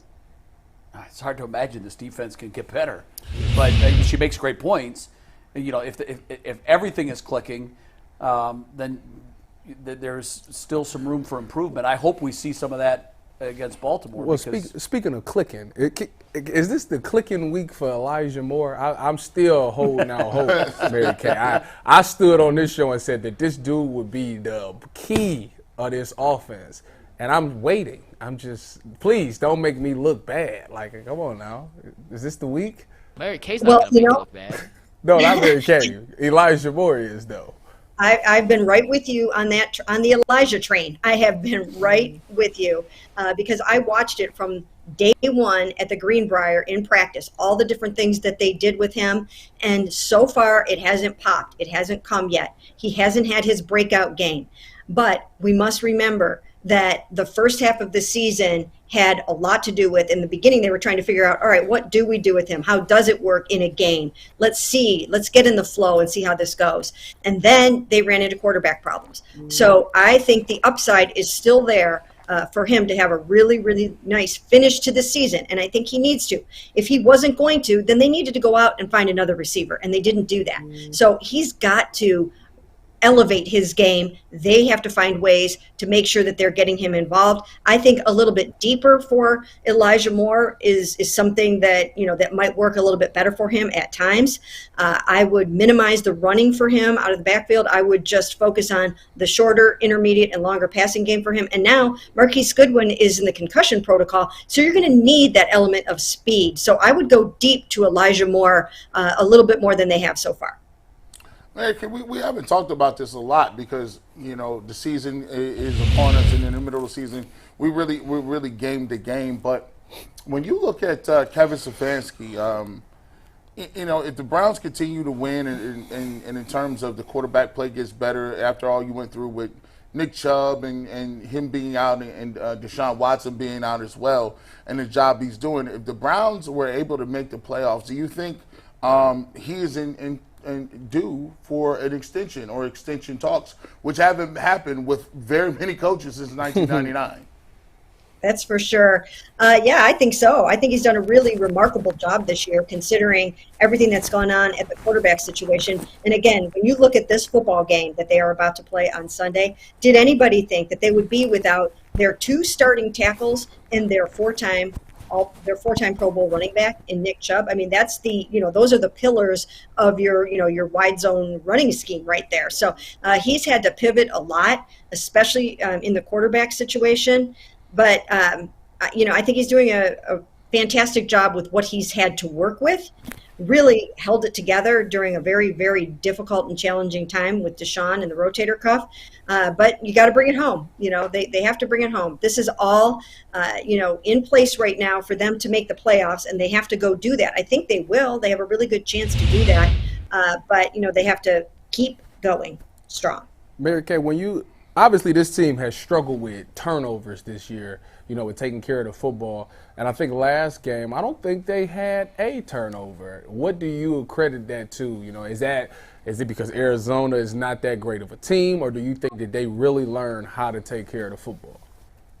Well, once again, I think we will find out a little bit more about that on Sunday in Baltimore, because they are going to be so aggressive in trying to punch that ball out and trying to pluck that ball out of the air, trying to force those fumbles, get those strip sacks. So we will know the answer to that a little bit more over the next 2 weeks, actually, against the Ravens and the Steelers. But in this past game, I think it was a couple of things. I think that, you had Deshaun Watson back. When you look at the turnovers, the two backup quarterbacks had 8 interceptions in their 4 appearances and 1 lost fumble. So they accounted for 9 of the league-leading 17 giveaways on this football team. So when you get your QB1 back, then, that starts to settle down. But once again, that's another reason why I think Deshaun Watson is going to have to stay within himself in this game so he doesn't start throwing interceptions. That's the last thing they need. Yeah, they certainly don't need that. He's going to have to take care of the football. Mary Kay, thanks for joining us. We always appreciate it. Thanks for having me, guys. Appreciate it. When we were talking, it hit me about, because I wasn't here the Monday after the loss 2 weeks ago. So I didn't get a chance to really gauge your guys' reaction or fan reaction. I mean, was it as obvious on the show as it seemed as I was watching the game. What you say? Well, why are you throwing the ball? Yeah. Oh, that's where you was? Yeah. See, I wasn't all the way upset about that. My anger came at the defense. Yeah, that was an issue for sure. That was the biggest issue to me. Why? Because they gave up, after the interception, they gave up the 3-4 plays in a row. Yeah. And it was a walk-in. They didn't even touch his jersey. No. But they're not in that point. They're not in, and it wasn't even a picking up the first down. The group that I was watching with, it was all my teammates, we were watching it, and I said, simple. If they throw on this play, we lose. If we run on this play, we win. I don't know. See, that's because even if you run and you don't get it, because they were saying, no, you got to pick it up. You got to pick it up. No, you don't. Punt. See, and that was run. If you don't get it, you punt. You got to go 90 yards. And I hear that. But they had to go, 53? They went 57 yards 57, in so a minute and 3 seconds. Well, what's harder, 57 yards or 90 yards? I don't know, 30 yards. So the way that guy walked in that end zone, I don't know. he could have walked in for 30 more yards. Well, they clearly wouldn't have been in that position. So my point is this. The defense is what kind of kept you into this whole game. You go down 14-0, your team comes back, you got the lead. So put it in the hands of the defense. Defense, exactly. Yeah, so punt the football and give them a chance. It still was in their hands anyway. Just because they threw an interception doesn't mean that you stop playing defense. But again, it's just degree of difficulty. Would you rather your team have to go 57 yards to win the game or 90? Probably 90. Are you talking about? No. I know you weren't here, but if I'm on defense, I'd rather them go 90. Yes, of course. Yeah. We can't go 2 weeks back with Baltimore on the horizon. We can't. No, I know we can't. But it hit me when I was listening to Mary Kay. I'm like, I wanted to know what the fan reaction on the show was. Was it as obvious? All they talked about was 3rd and 3. I got the post game show that literally 30 calls was all 3rd and 3. Good. So you weren't here. They got that right. The great part about it, McNuggets, was, and this is what I've been asking for forever. Seattle game. We believe he should have ran the ball in 3rd and 3.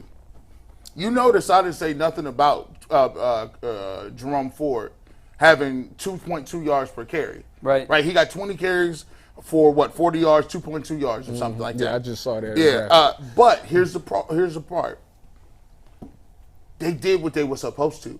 Sometimes you run it and you run it just because you need to establish that I'm here, I'm going to run this football. Yeah, you can't be one-dimensional. This is what we're doing. Yeah. And even if it ain't working, people say, well, gee, it wasn't working, we got to pass the ball. No, that's not necessarily true. You can get into a position where the run isn't there, and the run might not break long runs, but what you're doing is you're keeping your quarterback out of harm's way. You're not throwing the ball 100,000 times with a quarterback's in your shoulder. You're keeping them guessing. And you're keeping them honest. Yeah. Well, on that last, you talking about the Seattle drive? No, I'm talking about against the Cardinals. Oh, against the Cardinals, they's like, listen, we're content to hand this ball off. And I think it's a mentality thing. You letting your offensive line know, like, I see that y'all dominating. Keep going. Let me just keep riding that wave. Yeah. Okay, where are we going? PFF grades? We're going to grade some PFF grades, and we're going straight up. How did PFF do? Before we do that, FanDuel is America's #1 sports book, and if you're looking to win money in the sports gambling industry, you better be using FanDuel because they are giving $150 to new customers right now in bonus bets with any winning $5 moneyline bet. That's $150 if your team wins. So if you've been thinking about joining FanDuel, there's no better time to get in on the action than right now. The app is so easy to use, and there's a wide range of betting options, including spreads, player props, over-unders, and much, much more. So visit FanDuel.com/UCSS to kick off the NFL season. FanDuel, an official partner of the NFL, an official partner of the Ultimate Cleveland Sports Show. All right, guys, I'm going to give you a PFF grade. You tell me how the PFF graders did in terms of delivering the grade. And I'm going to just give a little spoiler alert now. PFF was very kind to the Browns, and rightfully so, in their grading this week. We'll start with the only offensive player on the list. We're going to do mostly defense because the defense was phenomenal. They graded out super high. But Deshaun Watson, according to PFF, a 78.5, his second highest grade as a member of the Cleveland Browns. Do you agree with PFF? How did PFF do in terms of grading Deshaun Watson? What are we saying here? A, B, C, D. A, B, C, D. If they get an A if you think that's spot on, an F if you think it's way far off. Yeah. I agree with it was his second best game. Yeah, I agree. I mean, it wasn't as good as Tennessee, but I think that feels a little bit high. I mean, his QBR was 41? 41.5. 41.5? Yeah, His QB rating was 107.5. I wonder which why. I don't know how they exactly measure those metrics. Yeah, I don't either. I They're too wonder- confusing to understand. Oh, But you said his QBR was 41. I don't understand that. But Two touchdowns, no picks, completed 19 out of 30. I It's don't over two- understand that I don't either. get that. I don't understand. I mean, why- he completed almost 65% of his passes, yeah. and he didn't throw a pick. But 78, that sounds about right. Okay, For I thought a it. decent game. When I was thinking what it was going to be, I said it's probably going to be between 70 and 75. and I when, think it was just a little high. and just when a you little bit. and when you go back and listen, when you go back and watch the all 22, some of the throws that were very easy, the little dink and dunk ones he was missing. But he was throwing them on the run. Yeah. Though. He was like scrambling But it at the wa- last minute. He just, But they weren't even that bad. There was the one to the tight end. He threw it way too low on a stick route. A couple of them, he threw one to Kareem Hunt who was running like a shallow cross. He threw it late when he was on the run. But some of them wasn't that bad. Like Njoku actually dropped one of those passes that was a little off or whatever. But when you go back and look at it on second thought from the end zone, the passes aren't as bad as you thought. Yeah. Because you were like, oh, my God. I saw one on the All-22 that was one of the best throws I've seen him make in an orange helmet. the one that I sent, outside of Clemson. the one that I sent to you in the chat. The one Yes. that you said would have got picked off? Yeah. That is a that's tough crazy. throw to make. That is a tough throw outside the numbers. And it was like he didn't throw it through a window. He threw it through closing elevator doors Yeah. right 50 yards away on a road. I can't believe he he even threw- had the confidence to even throw that. He let You're that right. It joint does go. take a lot of confidence. But here's what I said when I saw it. Okay. Oh, look, I don't want to hear about bad arm. Look, everybody, Because you don't make that throw with a bad arm. everybody was at home chilling. Everybody, they own individual parts of the world. We like, oh, okay. Yeah. I see you. That's why you give up three first-round draft picks for Okay. throws like that. A lot of throws like that. I agree. Consistently. Multiple That- throws like that. And I'm about to say, he ain't just do it once. He did it. He had a did it couple of multiple throws in times. this Little game. teaser for next week. This is a Earl the Pearl topic suggestion that we have to do a little digging on, but we're going to look up the 5 best throws Deshaun's made as a Brown. And I do think at least 1 or 2 could have been from that Arizona game. Did this- Earl doesn't think his best throw is from Arizona, and he's got some other ones. It's from Washington, We're going to go isn't it? through the archives. We're going to watch it all Okay. the Now, way back. did he talk and to it's his coming next cousin week. before this?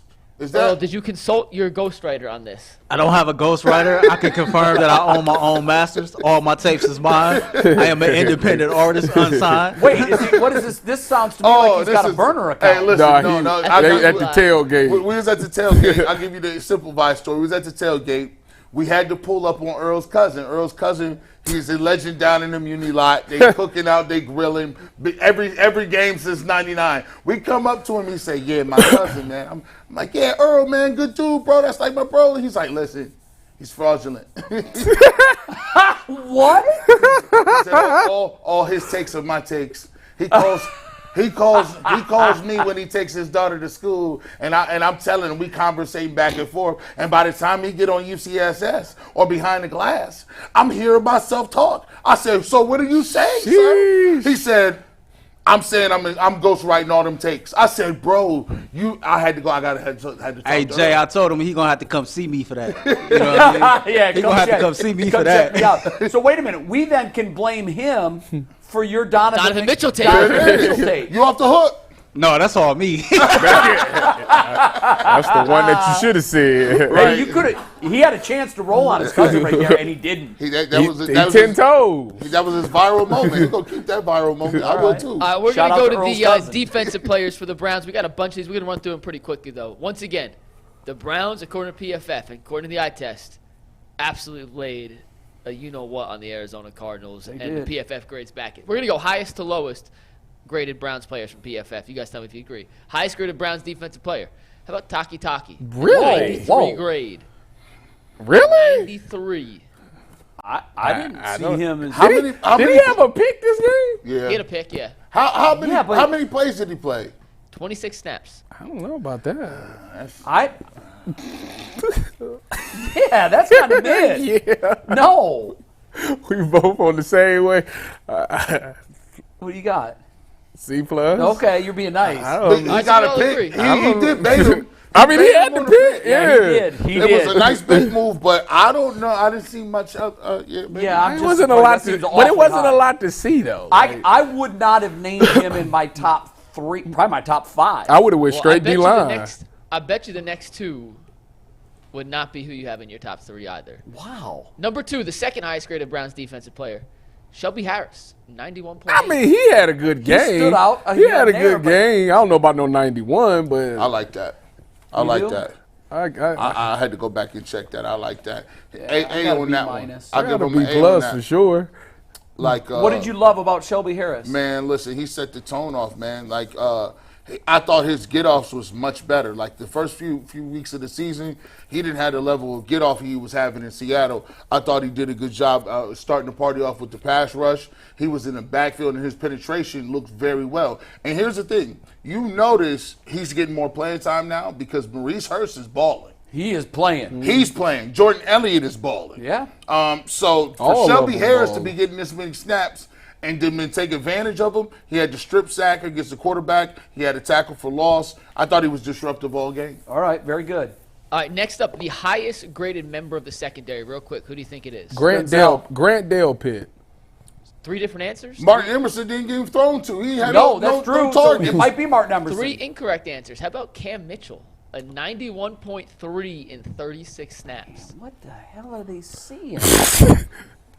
I don't know what he did. Hold on. What's his stats? 3 tackles, 3 stops, 5 targets, 2 catches. No.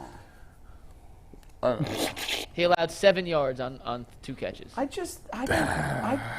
1 pass breakup. Yeah. I could go B minus too. I mean, I just think it's off. What is wrong with him? What? She knew get Wells. Yeah, but that's a fact. If your boy, if your man, your literal guy, Wally your Pitts. literal dude you went to school with, jump in here About to get and wild. get you a 90 what? I know. I don't think G News graded that high. I know for a fact. I've been charting him. He has not had a 90 Wait a grade minute. in his It was Arizona though. Do you think all these grades got bumped up 7 points because it was a shutout? Yep. Like you get all 7 Yep. points onto everybody. Yep. Well, there were 12 players on the defense that graded above a 70, which is absurd. I'm telling you, I think they all got a bump because it was a shutout. Hey, listen, just And like there's- your wife Well, then automatically it's looks all better. Well, then it's on all her anniversary. fraudulent. Then. Your wife automatically looks 10 times better on her anniversary. 7 points. And if she don't, you better lie. The PFL. That's right. Next up, and these are some names that we definitely saw play a little more. Myles Garrett. The first time in his career, he is graded at an 89.6 and wasn't the Browns' highest graded defensive player. He was technically 4th, but still had an 89.6. A phenomenal See, grade for Myles Garrett. that's not fair because although he didn't make the play, he was the reason why everybody else made their play. And you know what? You're supposed to, on PFF, get points for that. That's what I'm saying. And So why yeah, is it 86 now damn good grade. he's at 89? Why he should be a 90? And 80, Yeah. 89 is so high. But he's been 90 all It is. season. It's so high, but I think That's not fair. Everybody is inflated across the board. He did have 7 sacks and 2 picks. And they only got 58 yards. Now, you know what? And a forced fumble. And they really They checked the box on everything he did. It was they were playing Looney Tune at quarterback. Yeah, it though. was like, it was Elmer nothing. Fudd. They should have performed the way they did. It was nothing that they did. That offense, I don't. It was horrendous. I don't see anything in that offense that I could get excited about. All right, next up. No.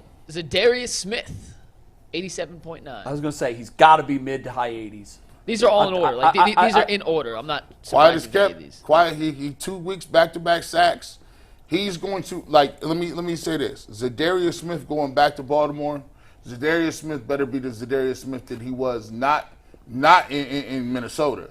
He got to go Zadarius Smith Green Bay. What was his grade? I didn't see it. 87.9. Another super high grade. I'm telling you, I think they all got 7 points added to their scores. Well, we're gonna fly through the rest because they're all. What's close, that? yeah. What does it say? TFL, sacks, interception, forced fumble, shutout. Yeah. He It checked ain't all the nothing they didn't boxes. do. All on the same page. All right, next up was Denzel Ward, who did have a pick, an 86.1 overall. Too low. Yeah, I think Too that's low. too low, too.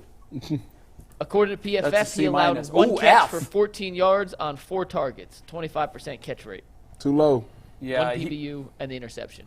C minus. First of all, Have you talked to Denzel? Nope. I would need love to. to know what the difference has been for him this year to last. You want me to Is find- it scheme? Is it coordinator? Is it personal? You know, like I can find out. he left the shadow of Denzel Ward because that's what he was last year. He was Denzel's shadow. He was a shadow of himself. And now he's back to, Denzel Ward. it looked like The $100 million man. Yes. Here's the thing. No, he looked like he liked playing football again. Yeah, that's why I threw the personal I in just there. think Something it's- was off with him last The year. it's the biggest I'd love to know difference why. of the whole defense. It's he plays with an edge. And he playing. He, does it's play the with an swag. Like and he his, playing to a strength. I'm that dude. Like I'm So like you think that. it's more scheme and I just think it's mental. Schwartz I related? just think Schwartz came in there and said, "Listen, y'all the baddest MFers on the planet. Go out there and play like." I know it was against the Cardinals, but the thought that popped into my head while I was watching all of these different guys on the defensive front make plays, I'm like, oh, this is what Philly looked like when he was in Philly. Yeah. They're bringing in waves of guys. You're like, oh, I forgot about him. He's nice. or I wanted Isaiah McGuire to get him sacked, man. he did was in the game. I said, who's 58? Yeah, he in the Speaking of game that, did you guys see Perry on Winfrey got picked up? to the Jets. Jets. Well, the guy who's here playing defensive tackle in place of Perry on Winfrey, Dalvin Tomlinson, had 3 sacks. He graded out at an 85.4. I would have thought that'd be higher. I think thought that's it'd be too higher. high. First too. of all, That's low. hold on, let me tell you this. we made- gave like 5 C's. No, well, look. I said a couple weeks ago, They're dead to PFF me, is dead yeah. to me. Yeah, I got to they're- be consistent. This is I'm F with you. minus. That's blasphemy. Woo! You can't get any worse. Because you don't know how hard it is for a nose tackle to get any sacks, period. Right. This man had 3, like his name was Myles Garrett. Like he's seeing nose tackles get not doubled, they get Hat tripled. trick. And There's a guard. They always in a phone booth. There's a guard next to him, and the center It's there. harder It's to hard get as home hell. from the middle. It's hard as hell to get there. Yeah. And he had 3. Yeah, that's true. Yeah, you know what? I'm with you. F minus. That's terrible. Terrible. PFF minus. I like that. All right, next up, Grant Delpit, who had another double-digit tackle game, 84.7. God, I think he should be higher too. It's funny. There's a lot of guys that are too high, and then there's some guys that are too low. He was in the backfield tackling. I mean, it ain't that far off. I would have had him at 86. I thought B plus. Like what? know, I It just- wasn't a 90 performance. some of these other dudes weren't either, but they got him. We ain't talking about him though. Well, PFF's dead to me. Yeah, they did to me It too. was already dead, and now it has been killed a second time. It's We got dead. two Now- more guys. Now the Two grass more. is growing on the grave. Until they say something that I agree with. The last of the 80s for the Browns. Could it ever be 100? Ogbo, 83 on the dot. Okay. That's about right. You got that one right. Okay. Ogbo is pretty much an 83 in the game. If it Now, was if you Matt- think about it, if was 83 in a Matt, vacuum is a Phenomenal. great performance. Yeah, 83 is nice. Like, he gets overshadowed by everybody else. Like, you know what I'm saying? What is the highest recorded grade in PFF history? 90. I think in 96. Aaron Donald had like a 96 2 or 3 years. So I'm there, not so sure. you can't get 100. No, I think technically you could get 100, like but getting they've 100 never speed gotten in up to Madden. 100. Yeah. they've never done it. Devin Hester got They it. give you 2 points off the second you step on the field. Yeah. You're 98. And 96 is the best that's ever been. I'll double check That's that, kinda but I wild. do believe that is I've what it seen is. some defensive Aaron Donald. performance. Aaron Donald has had some games though where you watch and you're like, oh, they can't do anything. Well, with I watched it in San Fran.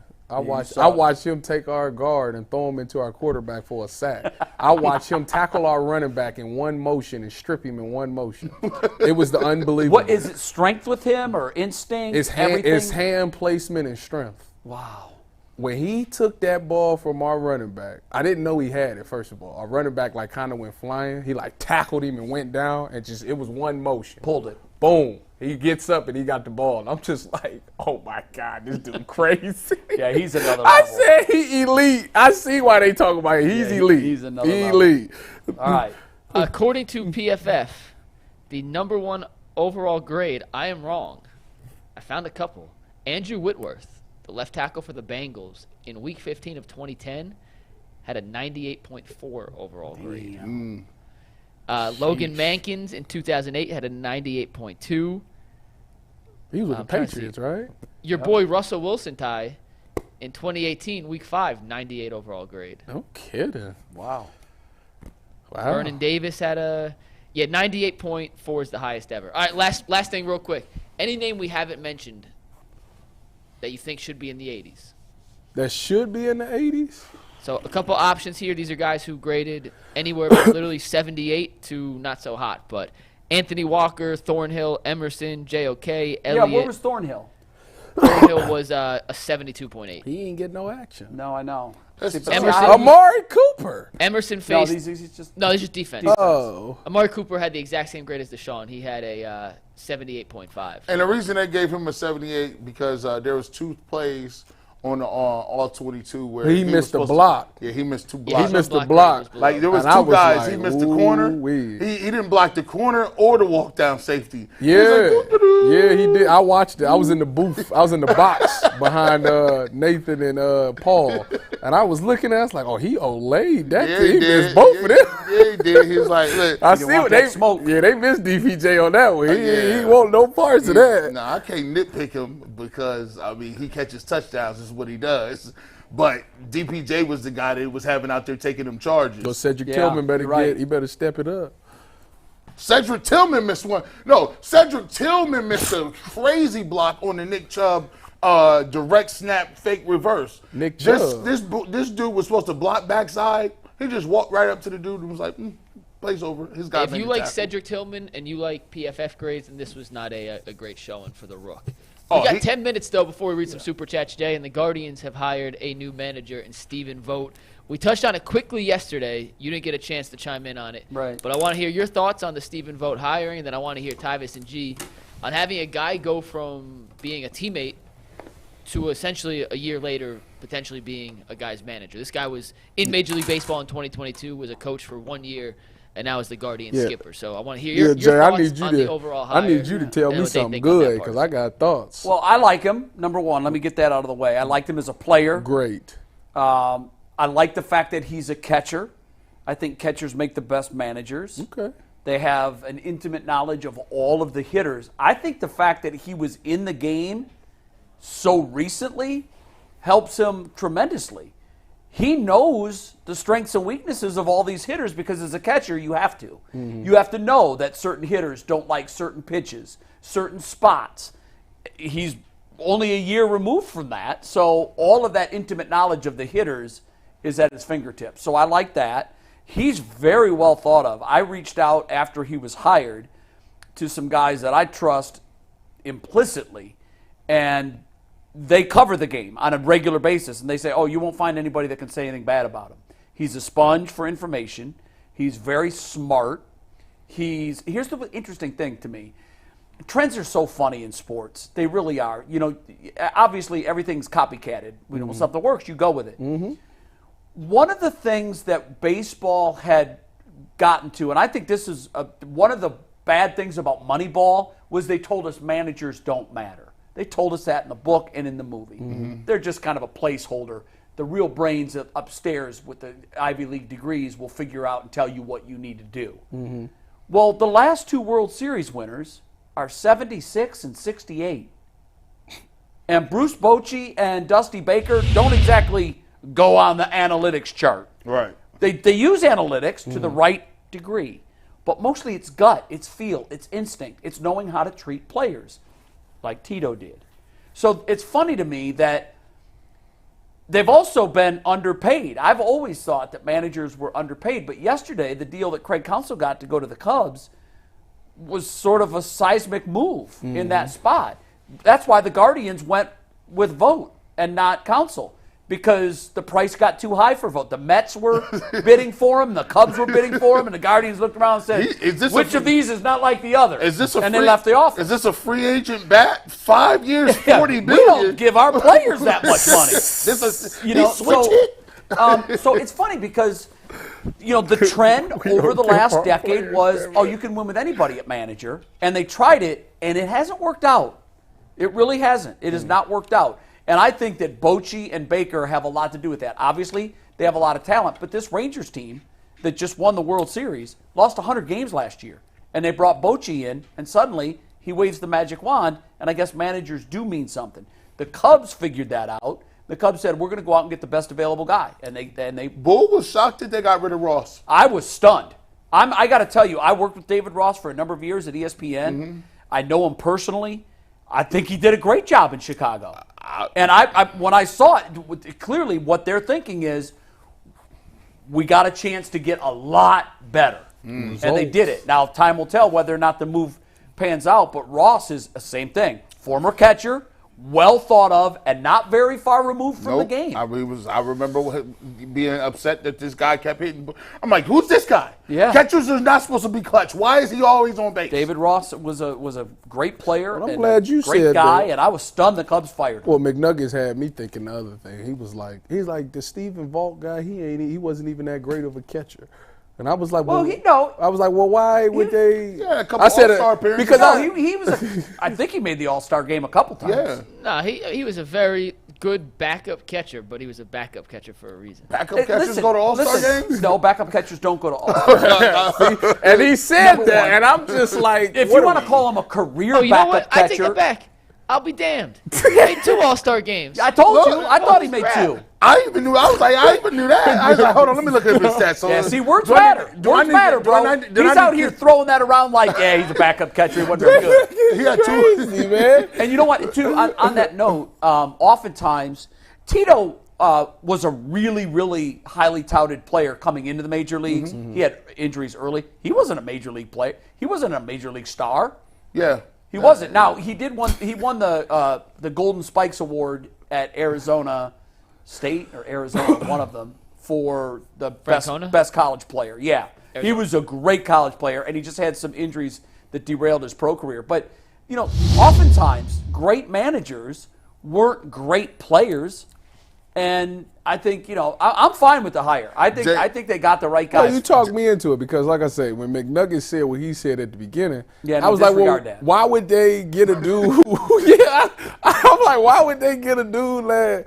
Because if you don't, he must got a ton of knowledge. That's what I said. He must know the game like no other. Because if I'm a former player, why would I listen to a guy who wasn't that great? Unless he's telling me something that I didn't know, then I will respect it. Yeah, but, Tony La Russa wasn't a great player. Tony La Russa had a brilliant career as a manager. Buck Showalter, he wasn't Well, that's what I'm saying. Like, he got a great knowledge of the game. Yes, you have to have a good understanding. Players will gravitate to somebody that can point out something. This is what's going. If you do this and fix this, you'll be better. You go out there and do it, and you see the results. Yeah, it's like, I believe in this guy forever. Now, one of the things that I think is just a misnomer about managers in baseball, when you get to this point, you're fundamentally sound. You have things you can work on. Everybody does. Yeah. But I honestly believe, especially spending time around Terry, I honestly believe that 80% of this job is personal relationships. It's people skills. I mean, look, the roster is what it is. The manager has almost nothing to do with that in most cities. Yeah. Like when you have the cachet of Terry,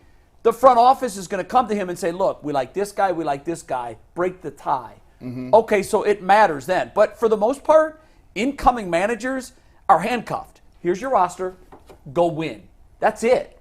So what he's doing is he's finding out, how do these 25 fit together best? How do they come together? What's my order look like? Which guy's going to win the battle spots? You get second base or left field. So you are making decisions, but for the most part, you're managing people. And you were a leader. Yeah. You know that. That's the case when you're a manager of anything. You're managing people. Now it is different. I went from, in 1 year, I used to be a person that was in a hospital or whatever on a team, right? And then I was promoted to a team lead, and then all my peers essentially became my subordinates or the people that reported to me. Right. And one of the things that they said was that hard? During the interview process, it is in the beginning, but what you have to do is you got to realize that you got to have boundaries at that point. You have to reestablish the rules of that relationship. Yes. You can still be a person that wants to hear people out and be a great person, but then there's certain things that you got to hold people accountable for. Right. And sometimes writing somebody up that's been your friend that you didn't went to happy hour with That's and tough. hung out with, that's tough, that's difficult. But here's the thing. it's easier if you do it outside of where you've been at. So I was at the hospital at UH. I moved from UH to the office. So in the office setting, I was managing people that were in the office now. So it didn't have to be like, oh, well, I seen G. Bush hanging out with the people all the time. So just in the case of the vote, it would be, I would feel like it's more difficult if he was in the Rays organization or wherever the case. And then became the and manager. became Yeah, no, I'll agree with you on that. Yeah, That's 100% that's tough. That's accurate. But he could go somewhere else, and I think it even works better for him because he got the cachet to say, I know what it is. I know what the grind is. Well, 60% of this Guardians roster remembers him as a player. Right. Maybe more. Right. So that definitely bodes well for him. Now, do you? And I was going to ask you this question, Jay. Do you believe that the front office should give him what I would call a coming in present? Like, I feel like if they gave him a name, we don't usually do this, but we're going to go out and get you a name bat or somebody, so at least it ingratiates himself with the fan base. Because at this time, for me, if I'm a season ticket owner, I'm looking for any other way to see how the team fell off. Because you know what they're saying. When Tito was here, this didn't happen. Right. When Tito was here, this, that, and this happened. Tito always avoided the catastrophe. Right. I mean, he had 2 sub-500 records, and both times during his 10 years, they were barely. And one was 2 games under 500. Last year was a couple. The thing of it is, you're absolutely right. Management needs to go out and sign some bats. They need to bring in all the help that they can because he's being judged by what he does early on. And give him the tools to win. And don't pull the plug in July if you're 2 games out of first place. And what did you get? What do you have to show for it? Because it's not going to look good, and you don't want your fan base turning on a guy because he's not Tito. Right. Give him an opportunity to show him he's a different person than Tito, and that they can still be successful in his own way. I agree. Again, I didn't know a lot about him post-playing days, but the people that I checked with, glowing things to say about him. He's smart. He respects the game. He's well-liked. He's respected by others. You're not going to find any baggage with this guy. So I think that, now he's got to put it together. He's got to go on the field. And he's got to win. And if that pitching staff stays healthy, there will be expectations. Yeah. Because last year it didn't, and they weren't far out. So, and look, we saw it with the Rangers. It's easy. It's easier now than it once was to flip the script on a 100-loss season. Hell, the other World Series team, the Arizona Diamondbacks, they lost 110 games just 2 years ago. So, it can be done with the right people. And I think Stephen Vogt was the right guy to lead this charge.